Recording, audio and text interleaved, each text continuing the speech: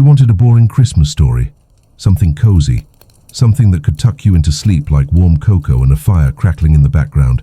Instead, you get this, a choir of 24 jolly singers who froze stiff halfway through Silent Night.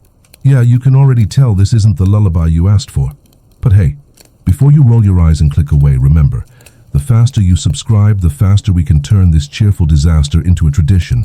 And if you're really into slow-motion tragedies, check the pinned comment for a Christmas calendar. You know, the kind you can count down with chocolate, assuming it doesn't also end in hypothermia. Picture this. You're standing in a small, snowy town where everything looks like it was ripped from a greeting card. Wreaths on the lampposts, ribbons tied too tightly, the kind of place where even the mailboxes look smug about being festive. The choir gathers on the church steps, bundled in coats that are definitely more decorative than practical, velvet capes, fake fur collars, those little hand warmers that might as well be tissue paper. You can smell the roasted chestnuts from a vendor nearby, but the smoke stings your nose in the icy air. Your breath clouds out in front of you, and you start to wonder if maybe Christmas spirit is just code for mild frostbite. The first notes rise up. Sweet, harmonious, almost angelic. You think, wow, this is kind of nice. Then you notice something off. Their lips are starting to stick. Not to the words, but to each other. Frozen spit crystals form on the mustaches of the bass section. One soprano coughs and it comes out like a brittle crack. And yet they keep going, determined to finish the song like their lives depend on it. Spoiler, their lives kind of do, because here's the cruel thing about this night. It isn't just cold. It's the kind of cold that chews through wool and rattles your bones like a maraca. Gloves stiffen, toes stop existing. The choir director keeps waving his baton, but it's more of a frozen wand at this point, an icicle conducting icicles. You hear the music wobble, dip, and try to recover. It's like watching a Christmas miracle that's taking too long to deliver. And then it happens, verse 2.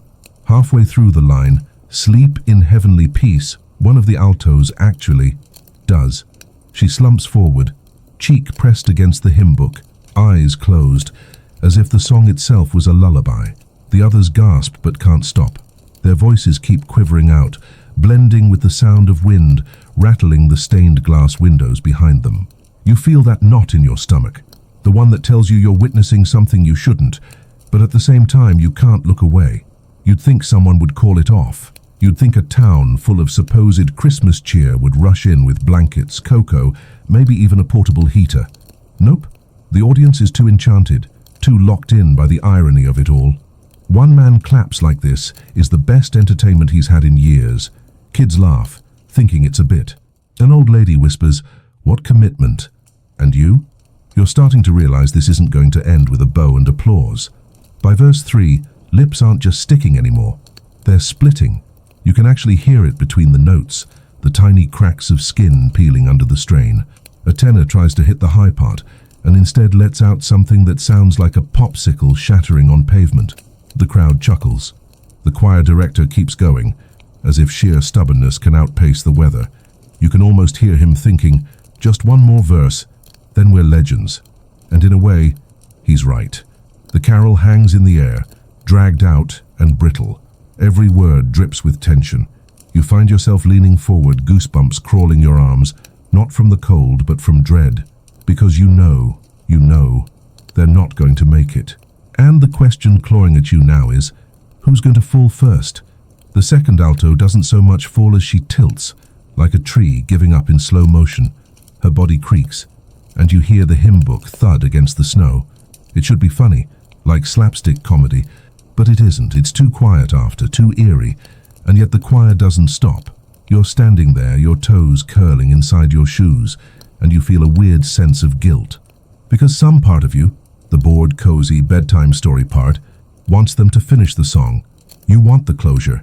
Even though closure here looks suspiciously like a Christmas crime scene, the sopranos take over, their voices thin and brittle, like glass about to crack.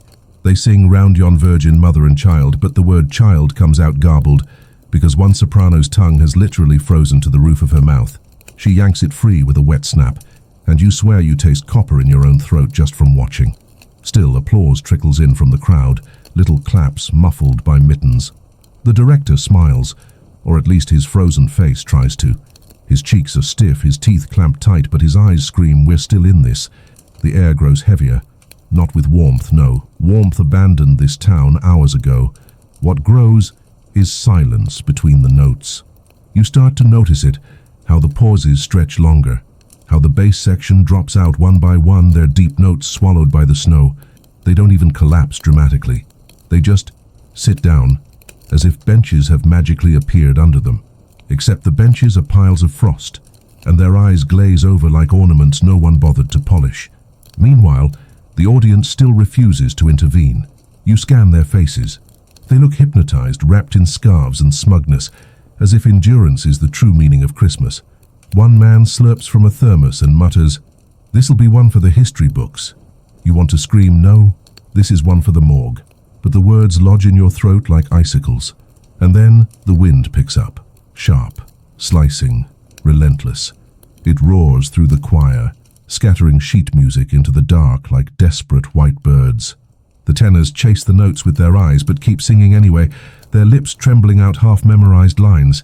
The song isn't pretty anymore. It's jagged, crooked, a tug-of-war between music and survival. Every sound they make feels like a dare to the universe. You're shivering now, not from the temperature, but from the creeping realization that you're a witness to something that doesn't belong in any holiday bedtime playlist. And yet, you also know this video, the one in your head right now, would go viral instantly. Frozen choir, half-sung hymn, comments full of "so sad, too soon," and "but they knew the risks." You hate yourself for thinking about hashtags while they're dying, but that's where your brain goes. Because tragedy, especially Christmas tragedy, is shareable. Another soprano drops. This one mid-note. Her voice cuts like a string snapped by scissors. The sudden gap makes the harmony collapse, and the rest scramble to cover it. You hear the wobble, the slip, the off-key strain. It should ruin the moment. Instead, it makes it terrifyingly human. They're fighting for a song no one asked them to finish, and that fight is dragging you deeper in. The director raises his baton again, his arm shakes. His fingers are white and stiff, but still he points, commanding his singers like a captain steering a sinking ship. His eyes blaze with something unholy, pride maybe, or madness. He mouths the words silently, too frozen to speak, but the choir follows. It's devotion, bordering on insanity. You feel your own heartbeat sync with theirs. Faster, louder, uneven. And now the question burns hotter. Will they reach the end of the hymn, or will the hymn end them? You try to warm your hands by exhaling into your cupped palms, but the breath just rebounds as cold mist, a useless ghost that vanishes before it does anything kind. In front of you, the church lamp flickers, making halos that look fake, like someone tried to Photoshop hope onto the night and forgot to hit save. The choir clings to the melody as if it's a rope dangling over a canyon. You catch the scent of pine from the wreaths, but it's sharpened by something metallic, something like old coins or blood on snow. The director's baton scrapes the air in staccato jerks. He's mouthing counts you can't hear, but somehow you feel the math of it. 4 beats to a bar, 4 bars to a phrase, and only one phrase left before the end of the verse that keeps not ending. Someone finally breaks from the crowd. A girl in a glitter beanie, maybe 12, maybe stubborn, stomping forward with a thermos held like a holy relic. She offers it to the nearest tenor. He ignores her, still singing, eyes unfocused, lashes rhymed white. The girl hesitates, then tips the thermos to his lips herself. The tenor's throat works. A trickle goes in, or maybe it freezes mid-air. It's hard to tell what wins, physics or mercy. Either way, the sound that follows is a renewed note, shakier but louder, as if the brief taste of warmth is a second wind. The girl retreats, triumphant, and the crowd applauds like she's disrupted the sacred ritual. You bristle. If the ritual is death, maybe disruption is exactly the point. A bell tolls from somewhere behind you, midnight, late, or just dramatic. It rattles the air like a judge tapping a gavel in an empty courtroom. The resonance creeps into the choir's pitch, flattening it, turning the carol into something grayscale. The altos trade glances. One cracks a joke you can't hear, but you can see the shape of it on her blue lips and the whisper of a smile. Then her eyes glaze, and she sways like a flag in wind. The director points her to the back, to sit, to rest, but she shakes her head. She stays, a stubborn seedling pushing through frost. You want to cheer and cry and push her down the church steps into a pile of blankets all at once. Your phone vibrates in your pocket. A text from somebody who isn't here. Merry Xmas. Send pics. You could take one now, make it pretty, slap on a filter called Holiday Bones. But framing this would make you complicit, and let's be honest, so is watching. So you keep the phone where it is, like that choice absolves you. Like pockets can be confessionals. Your fingers tingle with pins and needles that feel like bad radio static. Above the choir, clouds roll over the moon and everything dims. The song continues in a tunnel of grey, the words lighter than your breath and somehow heavier than the church door. They reach the next sleep in heavenly peace, and the irony lands like an anvil on your chest. The soprano's vowels stretch into fragile glass threads that might snap if anyone even coughs. No one coughs. Even the wind holds its breath. In the pause at the end of the phrase, you hear tiny noises that don't belong to music at all. The brittle tick of ice blooming in wool, the sandpaper rasp of a scarf dragged across frostbitten skin, the crisp sugar crack of a smile attempted and abandoned. Behind you a baby whimpers, then quiets as if the night leaned down and put a mitten over its mouth. A snowplow grumbles at the edge of the square, orange light chewing across the street. It stops. The driver watches, engine idling, heat pouring uselessly into the cab while the choir stands outside it, feeling the absence like a door slammed. You think, just open the door. Just do it. Be the hero with defrosters. But the driver's face is a saint carved from wood, fixed, reverent, trapped by the spell that says suffering must complete its choreography before anyone is allowed to cut in. The director nods at him, almost a salute, and the man nods back, a witness blessing another witness. You hate them a little for getting along. A baritone's voice breaks on a note that shouldn't be hard. His mouth hangs open, and the sound is wind through a bottle. He clutches his chest, not melodramatic, not grasping for attention, just checking whether his heart is still a thing. His eyes find yours. You don't know him, but you know that look. The quick, lucid bargaining people do right before they stop being people. He blinks, then refocuses on the director's baton, as if the stick is a lighthouse wobbling through a blizzard. He sings the next word. It's not pretty. It is, however, everything. There's a rumor in town about this choir, about how they promise to sing Silent Night every Christmas Eve until the end of time. A fundraiser pact, a dare, a prayer. Something that sounded cute in a newsletter written by a person in a heated office. Now you can see how promises become traps dressed in tinsel. The tenors tighten formation like penguins on a glacier, shoulders touching, breath pooling between them like a temporary greenhouse. They steal warmth from one another with the politeness of thieves who plan to return it later. The chord they build vibrates against your sternum like a moth trapped inside a bell. You try to remember the words yourself. You've sung this song 1,000 times in parking lots and school gyms and living rooms with pie on the table. The lyrics were always benign, vaguely holy, soft as napkins. Tonight they feel like an oath you didn't mean to take. Round yon virgin you swallow, mother and child. You mouth it because singing out loud feels like joining a cult mid-ritual. But the act of shaping the syllables silently binds you to the moment anyway. The choir doesn't need your voice. It needs your complicity, and you give it. And you hate that you do. A flake of snow lands on your lower lash and doesn't melt. The world narrows to that cold point, to the weightless sting that makes you blink tears that freeze before they can be dramatic. You think, after this, there will be casseroles and candles and press releases about community resilience. There will be fundraisers and t-shirts and a plaque. You picture the plaque. Names spelled right, dates carved clean. They sang to the end. The end of what exactly? The music. The night, the town's pretense that this is normal. The director cuts a tiny circle with his baton, and the choir inhales like one organism stitched from 24 fragile lungs. Then the church door opens. Warmth spills out, a velvet exhale that tastes like cinnamon and wax. A figure stands framed in light, a janitor or a saint, or just a guy with keys and common sense. He waves, he beckons. He says something that is swallowed by the cold and reissued as silence. For a heartbeat you think the spell breaks. The choir wavers. A few eyes flick to the door as if it's a trap disguised as mercy. The director doesn't turn. He lifts his baton. He holds it in the air, chisel still, the universal symbol for hold the breath, weigh the choice, measure the cost. The figure at the door waits, hand up, arm trembling. heat pooling around his legs like a warm tide none of you can reach. The baton falls. It falls with the finality of a gavel, and the choir exhale like a furnace that never quite lights. The next chord blooms, wider and warmer than you expect, as if defiance itself radiates calories. For a second, hope has a sound. It's not angels. It's a stubborn, off-center harmony that wraps the square like a thrift store coat. You want to believe this is the turn, the moment where everyone snaps out of it, ushers them inside, hot cocoa crashing against mugs like tiny cymbals.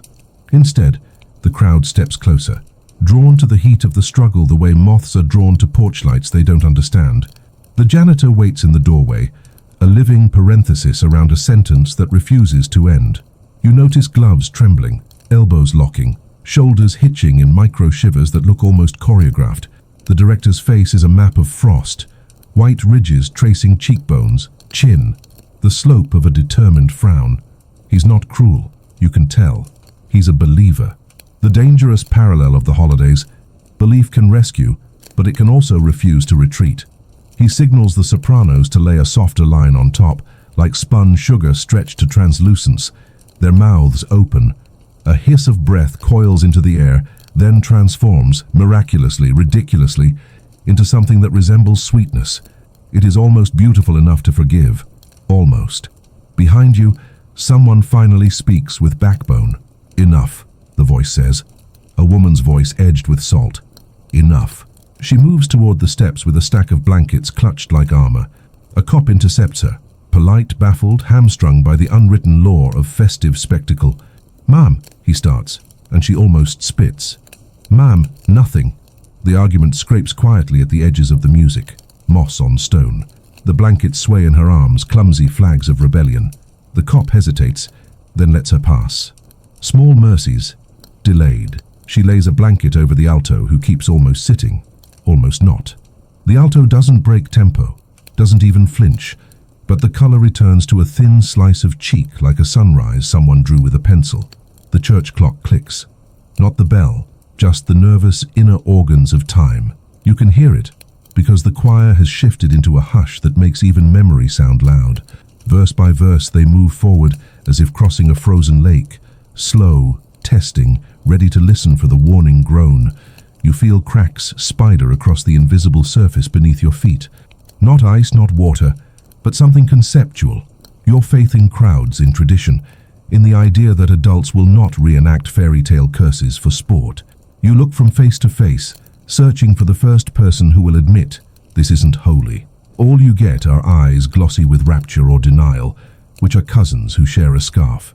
A tenor staggers and bumps shoulders with the baritone beside him. Their harmony slips a semitone, then claws back, two hands finding each other in a dark theater. The director nods approval so slight you'd miss it if you blinked. His baton carves a line into the air that feels like a signature on a contract none of you remember signing. The sopranos lift to a high note that every recording makes sound easy. Up close, it's a tightrope. Their breath ratchets, their foreheads glisten with frost, their eyes water-clear jewels that freeze into tiny prisms on their lashes. The note stretches, a silver wire pulled taut between church and night. Somewhere a dog howls one mournful harmony beat late. It's the only honest audience member there. Your phone vibrates again. Same friend. Why are you ignoring me, LOL? You picture typing because people are dying politely. You don't.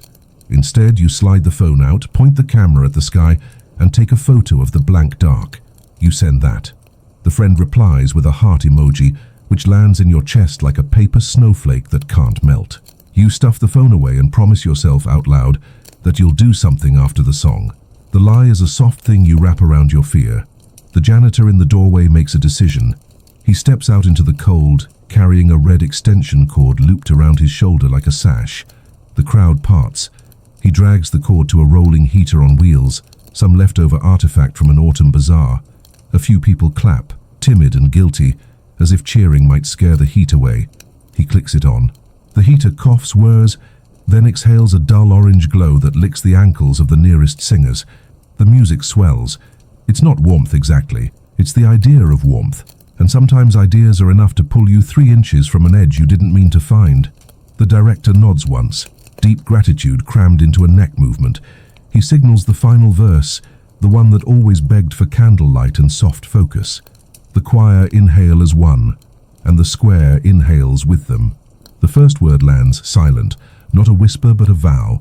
It hangs there, crystalline, fragile as the water bead clinging to the tip of an icicle. The next word, night, follows, wider, darker, a cave opening. You lean forward, fully trapped, your heartbeat a metronome you didn't consent to loan. Are they close? Are they close enough that mercy can wait 30 more seconds? Or is this exactly how people become villains? By finding poetry in the mechanics of a cliff. A siren wails far away, a smear of blue-red bleeding across the corner of the square. EMT's finally coming. The crowd turns the way flocks turn all at once, all relieved, all ashamed. The song doesn't stop.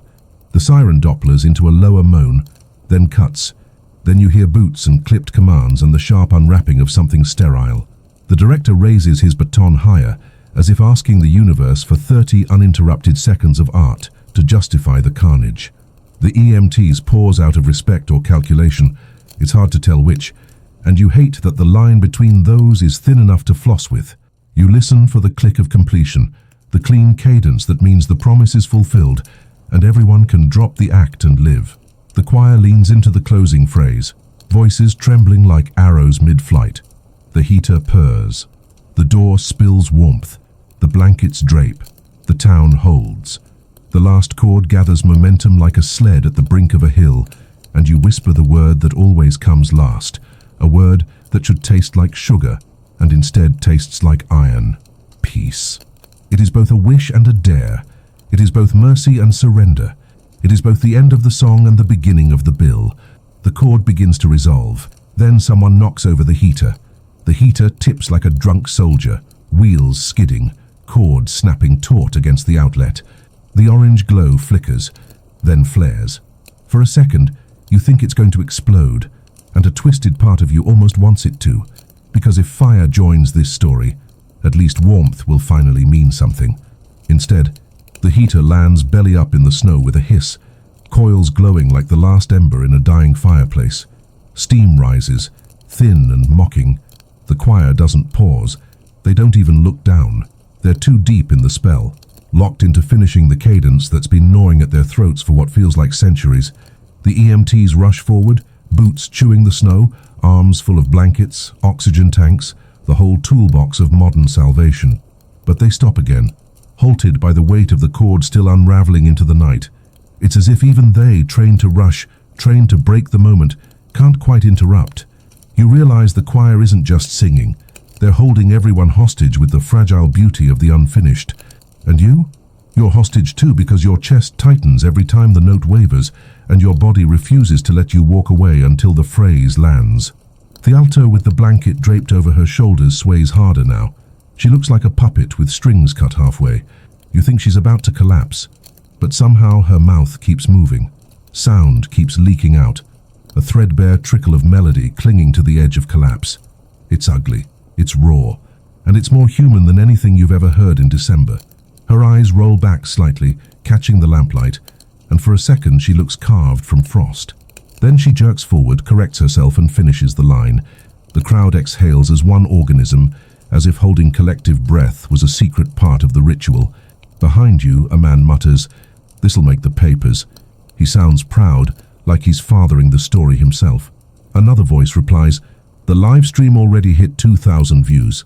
You turn, and sure enough, someone is holding up a phone. Lens fogged, chat scrolling. Heart emojis pop across the screen. You want to rip the phone out of their hands and crush it under your boot, but you don't, because you know you'd watch too if you weren't here.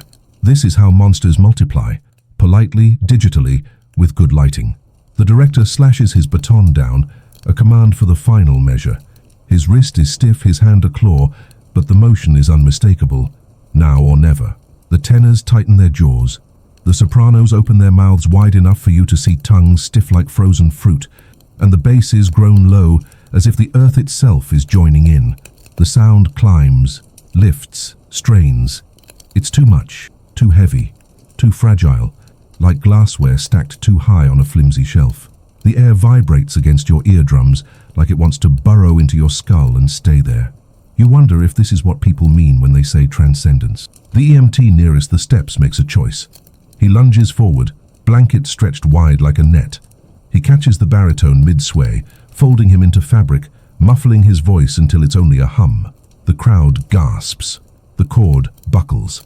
For one terrifying heartbeat, you think the whole harmony will shatter, but the others grip tighter, locking sound together like carpenters hammering nails. The baritone goes quiet, his part absorbed by the wind, and still, the cord holds. Barely. You can see the end now, it's right there dangling. 2 more words, that's it, 2 more.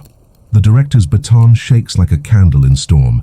His lips are cracked open, whispering silently what the choir sings aloud. His eyes are bright, too bright, fever bright. You realize he knows. He knows most of them won't make it past this night, but he also knows history remembers finishers, not survivors. And in some twisted Christmas logic, that's enough for him. The last phrase arrives. Heavenly. The word drips from their mouths like honey that froze mid-pour.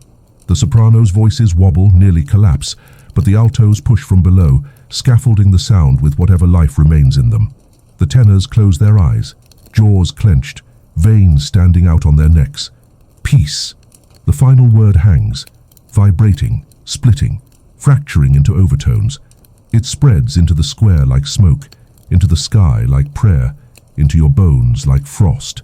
And then silence. Not polite silence, not applause silence. A vast cavernous hush that makes your ears ring. You feel it in your teeth.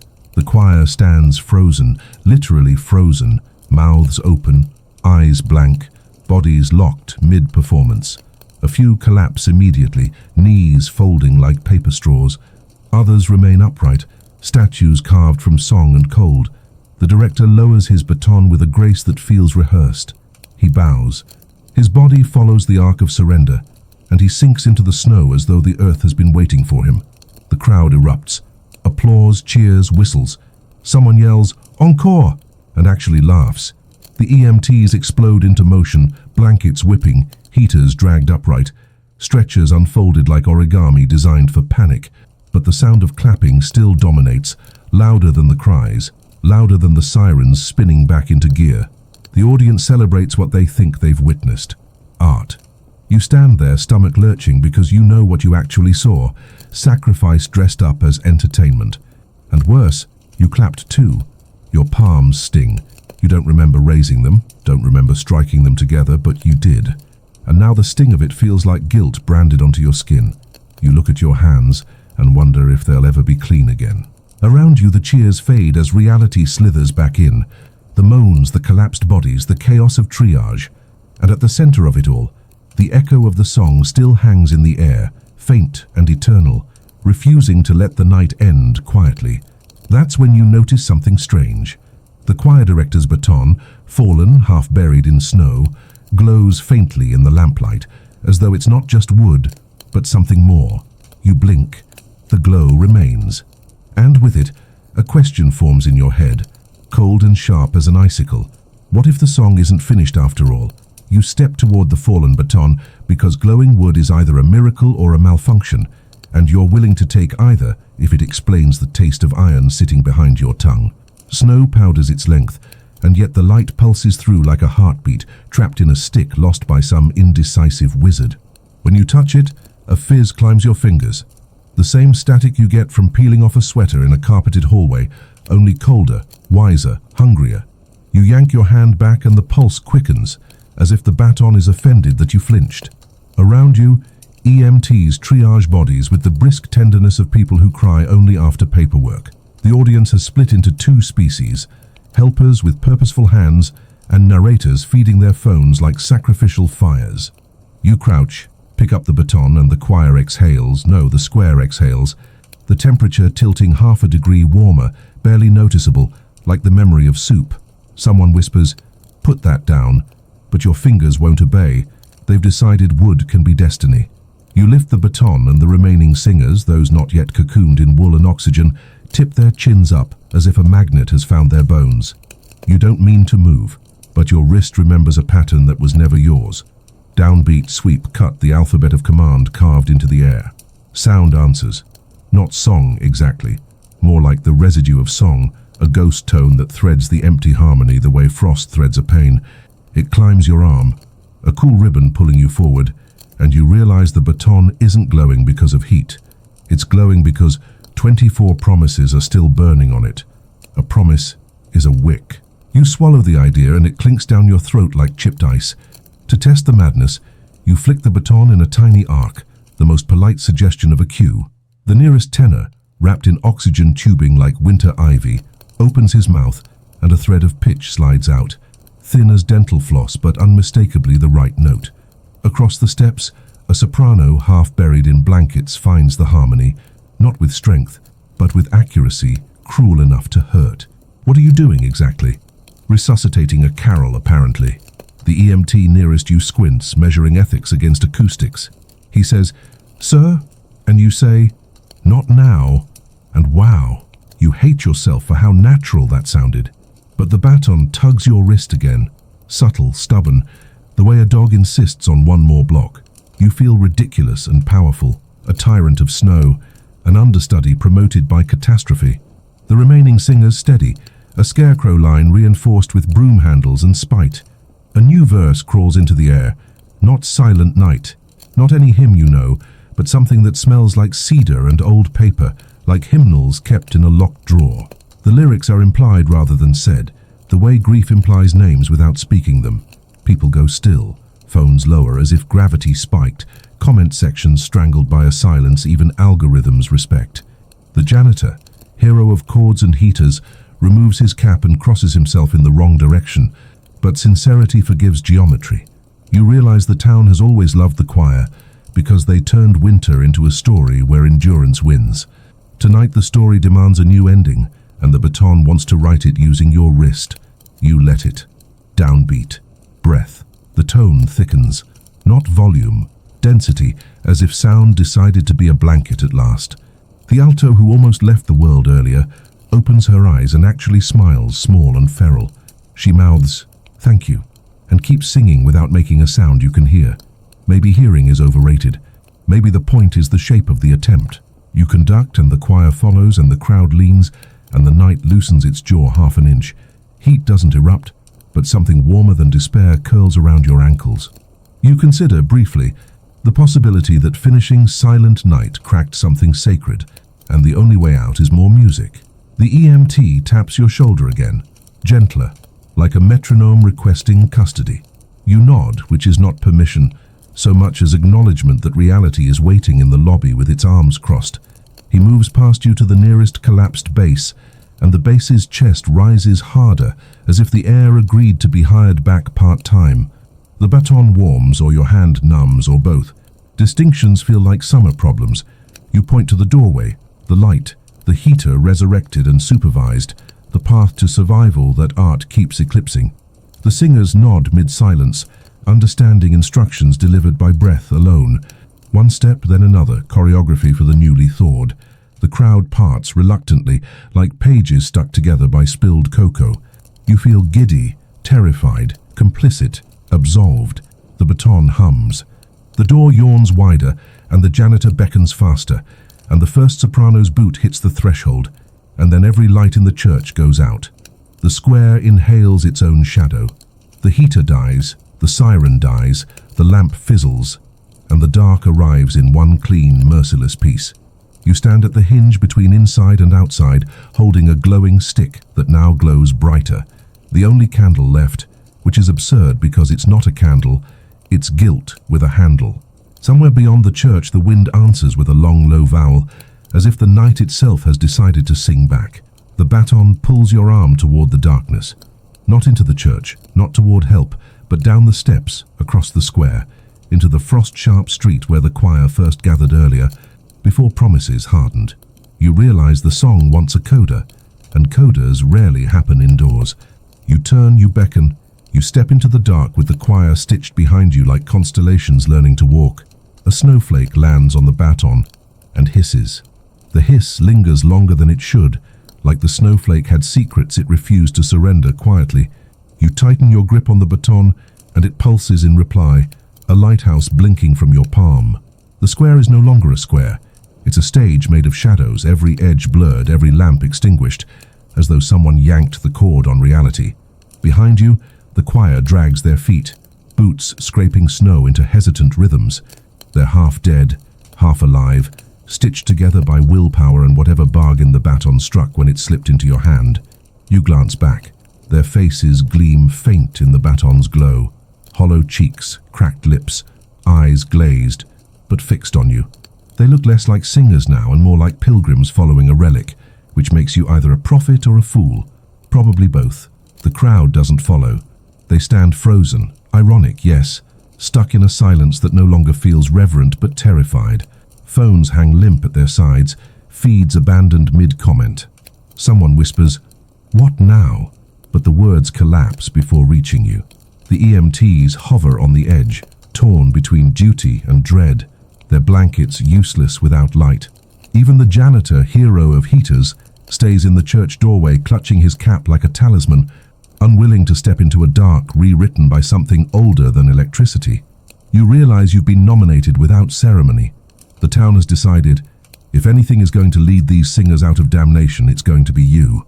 The baton tugs your wrist toward Main Street, away from the church, toward the frozen heart of the town. You obey, each step carving grooves in snow like staves waiting for notes. The choir follows, their breaths ragged but synchronized, tiny fogs rising as if they're already rehearsing the next verse. And then you hear it, the wind's voice again, louder, clearer, shaped. Not random gusts but tone, deep and resonant, vibrating against windows until icicles shudder loose. It's singing back, not words, but a drone, a single note sustained with supernatural patience. The baton hums in resonance, vibrating against your palm, pulling harder. You stop at the fountain in the town's center, a stone angel holding a bowl of frozen water. Its wings are coated with rime, feathers sculpted sharper by winter than by any mason's chisel. The baton's glow paints the angel in sickly gold, a halo earned by accident. The drone thickens, joined by overtones, a natural choir carved out of air currents and old sins. The human choir wobbles closer, drawn by instinct, circling the fountain like moths around a frozen flame. You raise the baton, unsure if it's you commanding or the wood itself, and the singers inhale as one. The sound that comes out is wrong. Not Silent Night, not any hymn. It's older, heavier, vowels stretched into syllables you don't recognize. The hairs on your neck stand up, but you can't stop them. The baton thrums, and your wrist obeys patterns you've never studied. Curves, cuts, crescendos that rise like tides. The angel fountain seems to lean closer, shadows bending. The choir's voices are faint, but aligned, harmonizing with the wind's drone until the square vibrates underfoot. The snow at your boots cracks, spiderwebs spreading outward as if the ground itself is an instrument being played. You want to drop the baton. You want to shout, "Enough," but you don't. Because something in the sound has burrowed into your chest, threading your ribs like harp strings. Each beat of your heart now echoes in the same pitch as the choir. You've been tuned, and untuning isn't an option.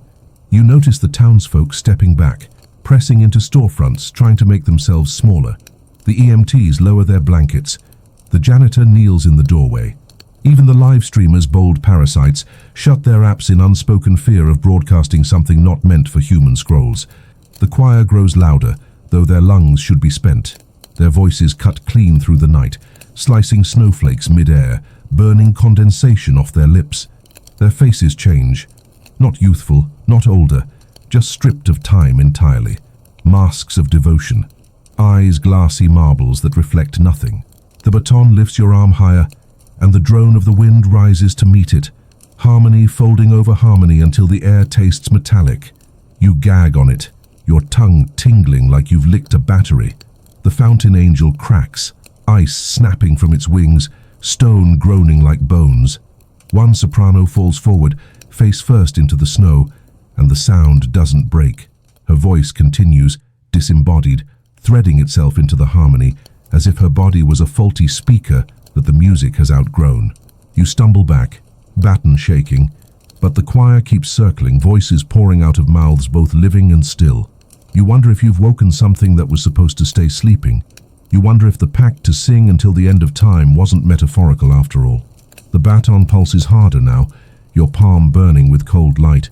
You feel your wrist weakening, but if you let go, you're certain the song will continue anyway, because the baton doesn't need you, it just chose you for now. The choir lifts to a climax, a wall of sound that presses against your eardrums until pain fizzes down your spine. You grit your teeth, vision trembling, snow dancing in midair as if caught in invisible currents. The angel cracks further, its bowl splitting down the center, water frozen inside glowing faintly like liquid fire. The song stutters, not stops, stutters like a record scratched, a note too many, a silence where sound should be. The baton jerks in your hand, almost leaping free, demanding correction.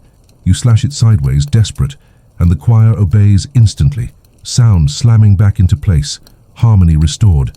Relief and terror twist together in your chest. You saved the song, or the song saved itself using you as scaffolding. Either way, the square hums with power not meant for December bedtime stories. The angel's head tips backward, stone eyelids cracking, mouth opening wider than any sculptor carved it. Wind howls through, a final overtone that swallows the choir's line and spits it back doubled. The ground shudders. You tighten your grip. The baton glows brighter than the church lights ever did. And you realize the song isn't going to stop until someone finishes it properly, which means either you conduct to the last note, or the song will keep borrowing lives until it does. You decide to finish it, because pretending you're not part of this is the last lie you can't afford. The baton weighs almost nothing, and yet your wrist aches like you've been hauling a bell up a tower by yourself. The angel's cracked mouth keeps singing that enormous vowel, and every window around the square hums back, glass buzzing with sympathetic terror. You plant your boots by the fountain and lift the baton to shoulder height, feeling the wind hook into your coat and yank like a rude aunt. The choir tightens its ring, breath frosting into an accidental halo, and the air smells like pennies, old lilies, cheap cocoa, and fear pushed through peppermint. Once more, you whisper, like rehearsals ever mattered to the dead. The baton dips and the note blooms. It isn't beautiful. It's righteous, ragged, relentless. A rope thrown across a frozen ravine. The tenors stumble into pitch first, practical as always. The altos glue the seam. The sopranos climb, voices shearing thin, vicious threads of light. What's left of the basses rumbles like a wagon wheel rolling over ancient timbers. You ride their sound like a badly trained horse, pretending control, reacting more than leading, carving wide gestures that feel ceremonial enough to trick the night. Behind you, the crowd regathers. Someone lights a candle with shaking hands, then three more, then a nervous scatter. The flames bow to the wind and hold anyway, stubborn as gossip. The EMTs operate in the candlelight, rapping, murmuring, checking pulses with comedy club expressions that insist this is fine, totally fine, please laugh. A paramedic meets your eye and doesn't blink, the universal sign for, keep it together. I'm using your madness. You nod, because leadership apparently means agreeing to crimes with accessories. The angel groans. A crack runs from lip to brow, releasing a thin seam of frost that falls like glitter nobody ordered. The choir's volume swells until your eardrums feel flossed with wire. Each breath they take is an act of petty rebellion against physics. Your own lungs burn cold, every inhale a handful of needles, every exhale a smoky apology. You cut the air sharply, demanding silence for a beat, then cue a new entrance, low, lower, lowest, and the remaining bass replies from somewhere beneath the snow, a note so steady you want to crawl inside it and nap. For one stupid heartbeat you think, maybe this is what finishing looks like. Not triumph, not applause, just a clean seam where sound meets quiet and chooses to stop. You hitch the baton higher and draw a long arc, gathering the choir, promising them the landing you have no authority to promise. They trust you anyway. That's the problem with trust. It's contagious to the unqualified. The wind slams down from the steeple like a dropped curtain. It punches the chord, smearing it sideways. The sopranos falter, their line fracturing into desperate bird cries. You yank the baton left, then right, catching fragments, herding them, improvising a fence. You're sweating in the cold now, a damp chill threading your shirt, sticking fabric to your spine. On the far side of the ring, a tenor falls to one knee, head bowed like prayer, voice miraculously unwavering, as if kneeling finally delivered the note his spine kept misplacing. A memory interrupts you. Third grade winter concert. Cardboard angel wings itching your shoulders, Mrs. Bell telling 30 kids to smile bigger than their fear. You remember trying, you remember the gym's weird lemon cleaner smell. You remember the way applause felt like heat on your skin. You remember swearing somewhere small in your heart that music would always be gentle. Tonight disproves that. Music has teeth. It grins while it bites. You drive the choir into a decrescendo, thinning the texture until every voice hangs alone, a bead of sound on invisible wire. The effect is surgical. Space appears. In that space, the angel's mouth quits widening. The drone softens, shifts, listens. You think absurdly that the statue is negotiating. You lower your wrist a fraction, and the wind obeys. You are bargaining with weather and stone, a job not listed on any career site, and yet the application process seems to require only desperation and a prop. Finish, you say almost kindly. The baton lifts for the last cadence, your forearm trembling, your fingers white. The choir inhales, and the square inhales with them, and the candles steady, and for a microscopic, merciful instant, the world balances perfectly on the tip of a breath. You hold it, you savor it, you almost taste summer. Then a child cries. It's a small cry, a sleepy whine every parent knows, but it splits the silence like a chisel. The angel's head jerks, the wind surges, the note derails. You slash the baton down, furious, terrified, a conductor possessed by the ghost of tight schedules and closing nights. The choir snaps back, professionals by muscle, even when half of them are memory. But now the crowd is a living organism again, murmuring, shifting, offended by the baby's vulgar reminder that bodies have needs. You look for the child, find a bundled shape near a lamppost, a mother jiggling furiously, the baby red-faced and unimpressed by ancient pacts. The baton burns colder in your grip, punishing doubt. You want an ending? You hiss to nobody and everyone. Then hush. The command isn't nice, and it works. The murmur drains. You breathe in, conduct the pickup, and give the choir the smallest cue you can manage, a fingertip drawing a comma. They answer with the softest sound yet, barely a thread, but true. The angel's crack stops growing. The drone settles to a sympathetic purr. The candles lean forward as if eavesdropping. This is it. You shepherd the line toward resolution, nursing it through the icy air like carrying soup across a wobbling floor. Your elbow aches. Your jaw clenches so hard your molars complain. The choir leans into the last word. No lyrics, only intention, and releases it. A sigh with architecture, a goodbye that fits the hole it makes. The square holds perfectly still. The note hovers. It begins to settle. It begins to land. And then the power comes back. Every lamp erupts. The church floods gold. The storefronts flash to life with jingling animations and stupid elves wiggling on loop. The heater roars. The siren glitches, half a moan. The sudden light slams the note flat like a boot on glass. The angel's head snaps forward. The crack zigzags to the base. The bowl shatters with a sound like a million wine glasses filing complaints.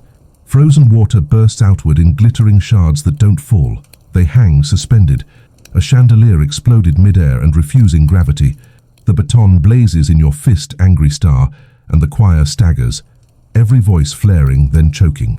You can feel the unfinished echo lunge for more life to borrow. You understand too late. Endings hate interruptions. If you don't force the cadence now, the song will reload the level with new players. The crowd, the EMTs, the mother, the baby. You take the only path left. You jump. You leap onto the fountain lip, boots sliding, arms pinwheeling, baton carving a bright wound in the air. Your voice, your actual voice, rips out of your throat in a pitch you didn't know you had, raw and ugly and exact. The choir recognizes it and latches on. The wind backs down like a scolded dog. The lights, for once, seem irrelevant. You drag the harmony together by the scruff and throw it at the landing. The note hits. It locks. It holds. And something under the square answers. The ground answers with a vibration so low it rattles your teeth, a subterranean growl that feels older than the cobblestones under your boots. You crouch on the fountain lip, baton lifted like you're summoning thunder, and the frozen shards suspended in midair shimmer, quiver, and begin to hum. Not fall, hum. Each shard vibrates on a slightly different frequency, like the world just spat out an orchestra of knives. The choir hears it too. Their voices stutter, but they don't quit. They match the shards instinctively, tuning to a sound that shouldn't exist, a harmony shaped like shattered glass. The crowd panics. Mothers clutch children, men drag wives, phones whip back into the air to record salvation or apocalypse, whichever hashtag pays. The EMTs bark orders, try to shepherd the chaos into exits, but nobody wants to turn their back on the fountain. Fear is magnetic, and the shards are glowing brighter by the second. You raise the baton higher, and every glowing knife tilts toward you, as if awaiting instruction. Your stomach flips.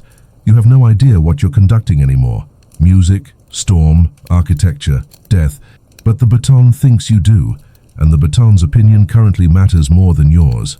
The choir is unraveling. One soprano collapses, her voice severed mid-vowel, but the shard above her head keeps singing for her. Erna tenor gasps blood into the snow, yet his shard doubles his line, eerily precise. One by one, the human voices drop, replaced by crystalline doppelgangers hanging in the air like cursed ornaments. The sound is no longer human, and yet it carries the exact melody you started, only clearer, crueler, with overtones that claw at your bones. The baton vibrates so violently now that your whole arm is numb, a phantom limb you happen to be attached to. The angel statue is gone, reduced to rubble by the cracks, but its absence is somehow louder than its presence. You look down into the bowl's remains and see not stone, not water, but blackness stretching forever, a pit revealed by accident or destiny. The sound is pouring from that pit, shards orbiting it like hungry moons. You feel the air pulling at you, tugging toward the abyss. Snow funnels into it. Breath funnels into it. You brace yourself on the fountain lip, baton glowing like a torch you wish you'd never lit. And then, the baby cries again. It's faint under the glass choir's roar, but you hear it. Everyone hears it. The sound threads through the impossible harmony, off-key, clumsy, raw, and it does what nothing else has managed all night. It breaks the spell. The shards falter mid-vibration like a radio dropped in water. The choir, what's left of it, stares, mouths half open, eyes wet. Even the pit seems to pause, as if insulted that mortality had the audacity to interrupt. You see your chance. You lower the baton slightly, then jab it toward the mother. Sing, you bark. She shakes her head, terrified. You jab harder. Sing with him. She stumbles into a lullaby, the kind meant for cribs and rocking chairs, not supernatural pits. Her voice wavers, off-pitch, human. The baby coos and squeals between cries, adding chaos, but the lullaby threads anyway, shaky rope across a chasm. The shards flicker, some dim, some crash into snow, ringing like bells before melting into silence. The pit growls, but quieter, uncertain. The choir picks it up. The altos hum low under the lullaby. The tenors weave counterpoint. Even the bass, barely conscious on a stretcher, musters one last rumble. The lullaby grows, a patchwork quilt of imperfection, and you conduct it with both arms now, desperate, furious, dragging it bigger, fuller, louder. It's ugly compared to the glass choir's precision, but it's alive, undeniably alive. And life has its own frequency, one the pit doesn't seem to understand. The shards crack. One by one they shatter, falling into snow with anticlimactic thunks. The light goes with them, until only the baton burns in your hand. The abyss still yawns below, but its voice fades, retreating, sulking into blackness. The mother keeps singing, tears streaming down her face, baby pressed to her chest. The choir backs her, even those who can barely stand, harmony stitched together from scraps. The air warms, not much but enough that your breath doesn't bite anymore. Enough that the candles flare taller instead of shrinking. And then it's done. The lullaby ends. The pit is silent. The shards are gone. The square smells of wet stone and spent fear. The baton cools, light fading until it's only wood again, ordinary, useless. Your arm is dead weight. You drop it, and it lands in the snow without ceremony. The EMTs surge forward, triage resuming like someone pressed play. The audience breaks into chatter, laughter, sobs, selfies, arguments, because how else do mortals process whatever the hell just happened? You stumble off the fountain, legs jelly, throat raw. The choir collapses in clusters, wrapped in blankets, kissed on foreheads, remembered as survivors even if some didn't technically survive. You look back at the fountain. The rubble lies quiet, snow already covering it, pit invisible, as though the town is desperate to forget. But you know it isn't gone. Holes don't close that easily. The baton sits where you dropped it. Someone will pick it up. Maybe not tonight, maybe not this year, but eventually. And the song will wait. Morning arrives looking innocent, like the night never happened, like the square didn't briefly become a soundstage for the world's worst carol-powered apocalypse. The sky wears that pale, cheap blue you only see after a storm scrubs it down, and the town pretends this counts as a reset. It doesn't. The fountain is a crater dusted with sugar snow, the angel a scatter of stony confetti half buried, like an embarrassing party no one admits to throwing. Yellow tape loops the site, jaunty as ribbon on a cursed gift. Tourists have already appeared because tragedy has better SEO than joy. They sip paper cups, point at scorchless scorch marks, and ask where the best gingerbread is, while framing the pit like it's a quirky photo spot. The mayor shows up in a coat that cost 3 space heaters, hair shellacked into unweatherable sincerity. Microphones sprout, statements are made, and every sentence sounds like it was composted from last year's thoughts and watered with fresh denial. Resilience, she says. Community, she says. Unimaginable, she says, right after imagining it into a speech. You hover at the edge of the cameras, wishing you could bleach your inner ear. Reporters spot you anyway, because you are the person who stood on a fountain conjuring lullabies and knife cords, and possibly an ancient municipal sinkhole demon. How does it feel? They ask, as if feelings can be stapled to a quote. What were you thinking? They ask, as if thinking had anything to do with it. You say cold and watch them nod like you handed them poetry. You expect handcuffs or hero medals. Instead, you get business cards with glossy logos and promises of follow-up. The EMTs move like ghosts who finally remembered they have bodies. Their faces are sleep-dented, their hands nicked, their voices hoarse from a night of triage and swearing. They wave you through checkpoints because you are now a piece of the town's infrastructure, like a hydrant, visible, useful, ignored until everyone needs you to spray. The choir? Some went home, some went elsewhere, some went where songs go when mouths stop. The surviving director? Oh wait, there is no surviving director. That baton considered him finished. People tell stories anyway, that he bowed because art demanded it, because pride demanded it, because something behind the song demanded it. The stories are already conflicting, which means they're healthy and immortal. A makeshift memorial blooms along the church steps. Tea lights guttering in cups, photos printed at drugstores, hand-scrawled notes that read like confessions. Children add candy canes. Someone hangs a handbell with a cracked mouth and writes, "Ring me for peace" in marker. Tourists ring it for content. The bell obliges.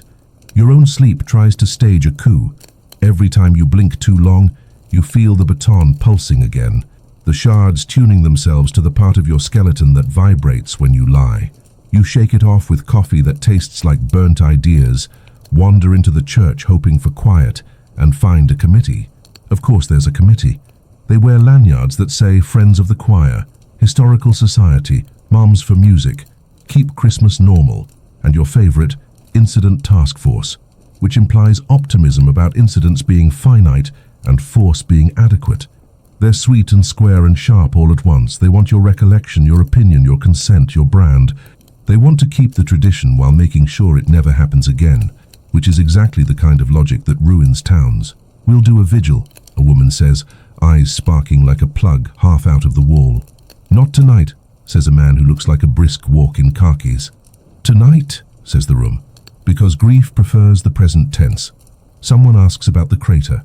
The answer: the city engineer thinks a burst pipe interacted with freeze-thaw cycles, while the Historical Society whispers about tunnels used by smugglers who smuggled hymns or whiskey, depending on which century you ask. No one mentions pits that sing back. You don't either, because sanity thrives on euphemism. The baton sits on the sacristy table wrapped in a towel like a damp newborn, waiting for paperwork no one knows how to file. It isn't glowing. You hate it more for that. A police officer, not cruel, just tired, asks whether you intend to keep it, as if anyone can own a thing like that. You say no and yes at the same time by saying, it should go where things are watched. He nods like you contributed to civilization and labels an evidence bag with the grudging reverence given to relics and expensive pastries. Lunch arrives in the form of casseroles, labeled in black marker. Spinach, no nuts, hope, extra cheese, veganish. People eat as if chewing can fill the hole. Eating works surprisingly well at smaller holes. Yours feels geological. You slip outside. The square has warmed by maybe 2 degrees, enough that snow melts into slicks that will freeze back into lawsuits by sunset. A busker tries Silent Night on a harmonica and gets heckled by 3 grandmothers and a teen with a skateboard, which is the coalition we deserved last night. The mother and baby pass by. The baby is asleep and therefore your personal messiah. You nod. She nods back with the shell-shocked grace of someone whose lullaby told a hole to go to bed. You want to say sorry and thank you, and we are not done, are we? Instead, you say he's beautiful, and mean it with your entire nervous system. Afternoon slides toward purple. The committee prints flyers. Vigil tonight, 9 p.m. Bring candles, not expectations. Someone adds that last part in pen like a prank wisdom sticker. The mayor approves the route for a quiet walk from the church to the fountain and back, as if tidiness will keep grief from tracking mud on the carpet. You pace your apartment and count voices that won't be counted again. You try to nap and dream of a snowdrift that purrs. When you wake, you can hear humming through the wall. Your neighbor, the one with plants that colonize hallways, mouthing a tune you don't recognize and already dread. You shower until the mirror gives up. When you open your door to leave for the vigil, there's a gift waiting on your doormat. A shoebox tied with twine, no card. You think cookies. You think grief brownies. You think, oh no, inside is nothing edible. It's the baton, towel and all, tucked like a sleeping snake. On the towel, a note in block letters. You left this with us. It doesn't like being left. You don't touch it. You don't breathe. The hallway lights flicker into a Morse code your brain refuses to translate. Somewhere below, a child hums a lullaby that doesn't belong to your building. Somewhere above, a radiator knocks in perfect 4-4. The box is heavier than it should be, or you are. You consider leaving it there and letting the building superintendent discover destiny during his Tuesday rounds. You consider tossing it off the bridge and pretending wood can't swim. You consider picking it up and pretending you were always the kind of person who took responsibility for haunted inventory. You reach for the twine. The baton pulses once, the way a wrist does when a pulse finds it. From downstairs, the child stops humming as if someone finished their song for them. You lift the towel. The baton is dark. The air is not. It tastes like pennies again. It smells like lilies again. It waits. In the stairwell, someone whispers, or the pipes do, or the memory of last night does. See you at 9. You close the lid softly. Hold the box like you're walking a sleeping dog and step into the hallway's long, needy mouth. On your way out, you pass the neighbor's jungle of plants. The leaves turn slightly as you go, as if anything with breath recognizes a conductor when it feels one moving by. Outside, the town glows with vigil candle rehearsal. Matches sparked, wicks trimmed, faces rehearsing mourning in case it helps. You join the flow toward the church, shoulder-brushing strangers who think you saved them, or damned them, or both. Halfway down the block you hear it, a child's voice somewhere behind you, singing the opening phrase of Silent Night in a key the town has never used, and every candle flame leans in the same direction. The child's voice hangs in the air like a thread pulled too tight, fragile yet refusing to snap. People stop mid-step, candles trembling in their hands, wax dripping down onto gloves and coats. The note is wrong, not flat, not sharp, just off, like the key of another world humming through this one. You glance back but can't spot the source. The crowd shifts, necks craning, eyes wide, but the singing doesn't move. It seems to come from everywhere at once, stitched into the night itself. You clutch the box tighter, the baton inside pressing against the cardboard like a heartbeat trying to punch through ribs. The mayor, standing near the church steps with a microphone she doesn't need, clears her throat. "Let us begin the vigil," she says, her voice pitched too high, brittle as an ornament ready to shatter. But nobody listens. The child's voice climbs, weaving a second phrase into the first, as though invisible lungs are expanding in every direction. The candles tilt, all of them, flames bending eastward, as if tugged by sound instead of wind. You feel the pull too, a subtle drag at your chest, as though some thread hidden inside you has been hooked. The mother who sang the lullaby the night before clutches her baby tighter. rocking him instinctively. He doesn't stir. His silence is louder than the mysterious song. People murmur, some in awe, some in panic, voices overlapping like static. An old man near you whispers, "They're back." His wife hisses, "Shut up," but her eyes shine with the same dread. The note changes, splits. Now there are two voices, children weaving harmony, high, eerie, sweet as poisoned sugar. The crowd stiffens, caught between reverence and flight. The mayor slams the mic stand down, feedback squealing, trying to reclaim the night. "Enough," she barks, but the word crumbles in the air, shredded by the duet floating above.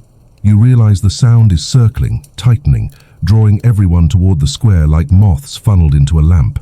The box in your arms grows heavier, demanding participation. You can't resist anymore. You open the lid. The baton isn't glowing this time. It's worse. It's humming, low, steady, matching the phantom harmony exactly, vibrating the towel like a bow across strings. Your bones ache with resonance. People near you glance at the box, frowning, though they can't see inside. You slam the lid shut, but the hum doesn't stop. If anything, it grows louder, bleeding through cardboard, through your coat, through your skin. The crowd moves now, feet shifting, bodies turning, all of them being herded by sound. You stumble with them, helpless. The mayor shouts, waving her arms, but she's already irrelevant. The procession is hijacked. This isn't a vigil anymore. It's a march.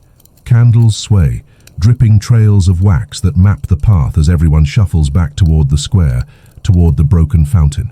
You grip the box to your chest, part of you wanting to hurl it into the gutter, another part knowing that would only speed things up. The child voices swell, a third joining now, then a fourth, a full choir of children, ghostly, ethereal, weaving melodies too complex for mortals. The air vibrates like a struck bell. The snow on rooftops sifts loose, drifting down in fine powder as though bowing to the sound. The crowd mutters prayers, curses, confessions. A teenager laughs nervously, then clamps his mouth shut when nobody else joins. By the time you reach the square, the voices are a storm. The fountain pit yawns black, unchanged by daylight, waiting. Candles are raised instinctively, 1,000 flickers reflected in the abyss. The child voices hover above it, invisible mouths pouring hymn after hymn in endless counterpoint. No words, only sounds shaped like innocence wielded as a knife. The baton jerks inside the box, banging against cardboard. People around you hear it this time. Heads whip toward you. The mother, still clutching her baby, points. "Him," she says. The crowd ripples with recognition and fear. You want to run, but where? You're the one holding the cursed microphone of this cosmic karaoke. Hands grab your shoulders, push you forward. You stumble, candles blurring past. Whispers burning holes in your back. He led them last night. He can finish it. Make him do it. The mayor doesn't intervene. Her face is pale, frozen, resigned. She doesn't need to say it, you're already volunteered. You reach the fountain lip again. The rubble glistens, snow swirling down into the pit like sugar into a drain. The voices swell until your vision blurs, ears hot, teeth rattling. You set the box on the stone, fingers shaking as you untie the twine. The towel falls away. The baton rolls into view, dark, humming, pulsing with 1,000 invisible throats. The children's voices stop. The silence is total, suffocating. A vacuum that devours breath. The crowd leans in, desperate, horrified. Your hand hovers. The baton waits. And you realize, it doesn't want to be chosen. It wants to choose. The towel flutters in the sudden stillness. A breeze that doesn't exist stirs the air. The baton quivers, then leaps. Not into your hand, but into the baby's. Gasps ripple. The mother screams. The crowd recoils, candles tilting, wax splattering snow. The baby, eyes still closed, wraps tiny fingers around the baton like it's just another toy. The hum roars, shaking every window in town. The child voices explode back into the night, multiplied, layered, infinite. And this time, they're not coming from the pit. They're coming from him. Nobody moves. The baby's fist tightens around the baton, and the towel slips from his mother's arms like a surrendered flag. The hum becomes a braid of notes winding through the square, bright enough to sting. You feel it comb your thoughts, tugging loose memories like knots in hair. The candles lean toward him, flames bowing as if drafted into a nursery kingdom. The child doesn't open his eyes. He simply breathes, and the sound obeys. The mother whispers, "No, no, no," but her voice arrives as harmony, gilding the hum with honey. The crowd staggers, parts adoration and terror. His tiny wrist lifts, not much, a twitch that might be a dream stretching its legs. The baton rises like a compass needle finding north, and every throat in the square tightens in anticipation. You want to grab it, to pry it away, to end this before endings start shedding bodies. Instead, you step closer, because proximity is the lie you prefer to courage. The mother looks at you, eyes full of salt and thunder. "Help him," she pleads, and you hate that she means conduct, not rescue. The child inhales, the square inhales, and sound pours out like sunlight. The note is thin at first, a silver filament trembling between buildings. Then it thickens, gathering lint from the air, pulling harmonics from window panes and pocket change, and the hollow bones of pigeons hiding under eaves. The baby doesn't conduct so much as announce, and the world obeys because babies have always been tyrants with marketing. You raise your hands, not touching the baton, only mirroring, turning his twitch into grammar the choir can read. What remains of them answers, altos like warmed honey, tenors like pine smoke, basses like the inside of a church pew. The square becomes throat. The child smiles in his sleep, the kind of smile that forgives adults for everything and therefore terrifies you. The hum shifts key brighter and every candle lifts its flame a little taller as if drafted by joy. The mother sobs as she steadies his small hand, careful not to steer, terrified of steering anyway. You feel the edge of last night's pit somewhere below the snow, listening curious. The song threads the town's arteries, sliding under doors into kitchens, through vents, waking plants and dusty hymnals. Windows unlatch themselves. Somewhere, a music box starts playing without being wound tonight. The mayor lowers the microphone, eyes glossy, speech useless. People tilt their faces up as if snowfall were returning, but what falls is warmth in thin, invisible stripes. Like sunlight remembering a shortcut, the choir straightens, or those conscious enough to notice do. Those who aren't still sing anyway, mouths barely parted, breaths making halos. The baton glows at last, soft as breath on glass. You taste lilies again, you taste pennies again, you taste cinnamon and dust and cradle wood. The child's tiny fingers drum against the handle, inventing tempo. The town follows, grateful sheep, afraid and relieved both. You think about legends, how they start out clumsy, then polish themselves against retellings until they glow. You picture this moment 5 years from now, sold as ornaments, stitched into parades, flattened into safety. The child will be a decal, the baton will be a logo, the pit will be landscaped, maybe a tasteful koi pond. That thought nearly breaks you. So you raise your hands higher and shape the sound into something that resists plaques. The melody dips, swerves, refuses clean edges. It keeps its teeth. The baby laughs in his sleep, and the square answers with a tremor. It isn't danger, yet. More like earth agreeing to mark the moment. Storefront lights flicker in polite applause. The mother kisses the child's forehead, tears freezing into glitter constellations across her scarf.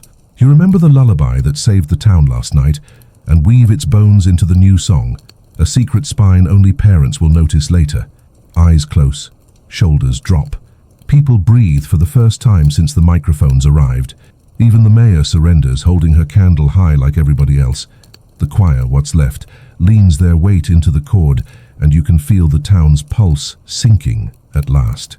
Then the snow starts falling, not from the clouds but from the rooftops, shivering loose in sheets as if the buildings finally exhale. The flakes are warm. You swear it. They melt on contact, turning faces wet, turning soot into lace on coats. The pit remains quiet, an obedient whole. The baton's glow steadies, less command now, more invitation. The child's grip loosens, his fingers open like petals, trusting gravity not to betray him. The baton floats. No one gasps. By now, gasps are amateur. It hovers above his palm and tilts toward you, asking what an ending should be. You think of last night's almost ending, crushed by electricity's rude return.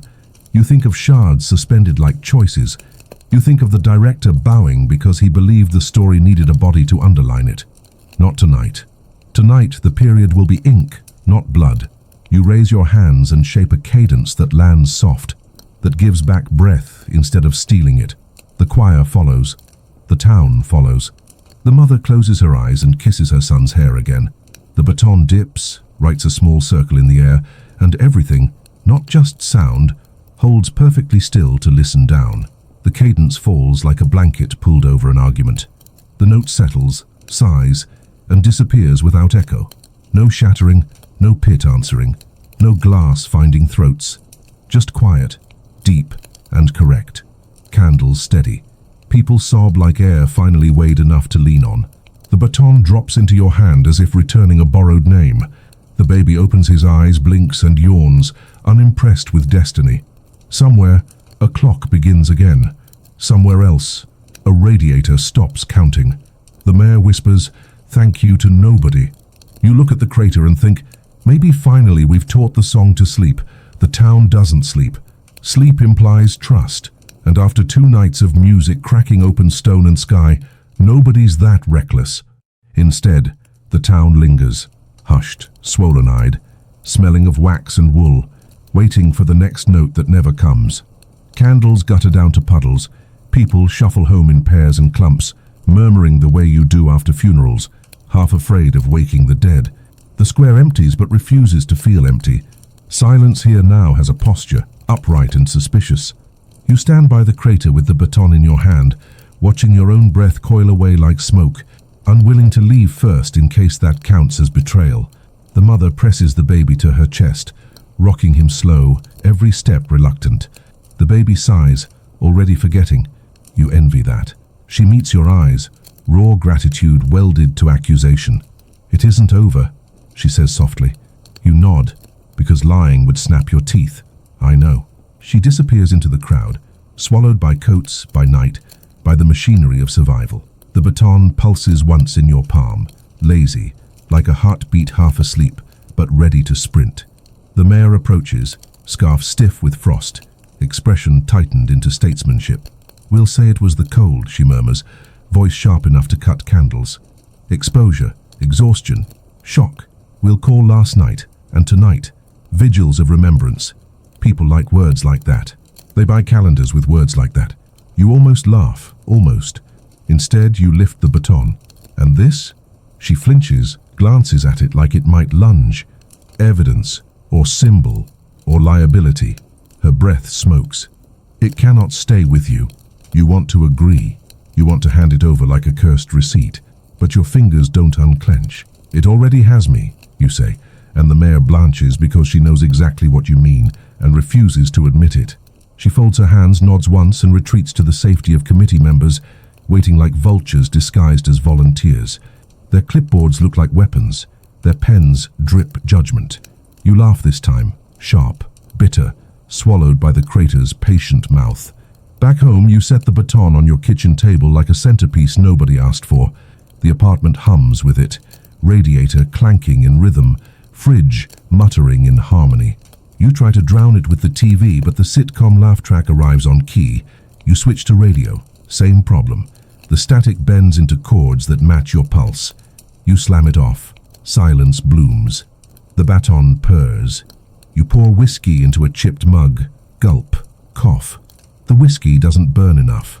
You dream awake, eyes open, watching shadows in the ceiling corners shift into choirs of children mouthing vowels. You don't blink until sunrise. By morning, flyers cover lampposts. Community meeting, 7 p.m. at Town Hall. The fonts are cheerful, the kind used for bake sales. People argue under them about what happened, what it means, whether the town should cancel Christmas altogether. Teenagers film TikToks in front of the crater, lip-syncing badly to carols. Tourists buy "I Survived Silent Night" mugs at a pop-up stall.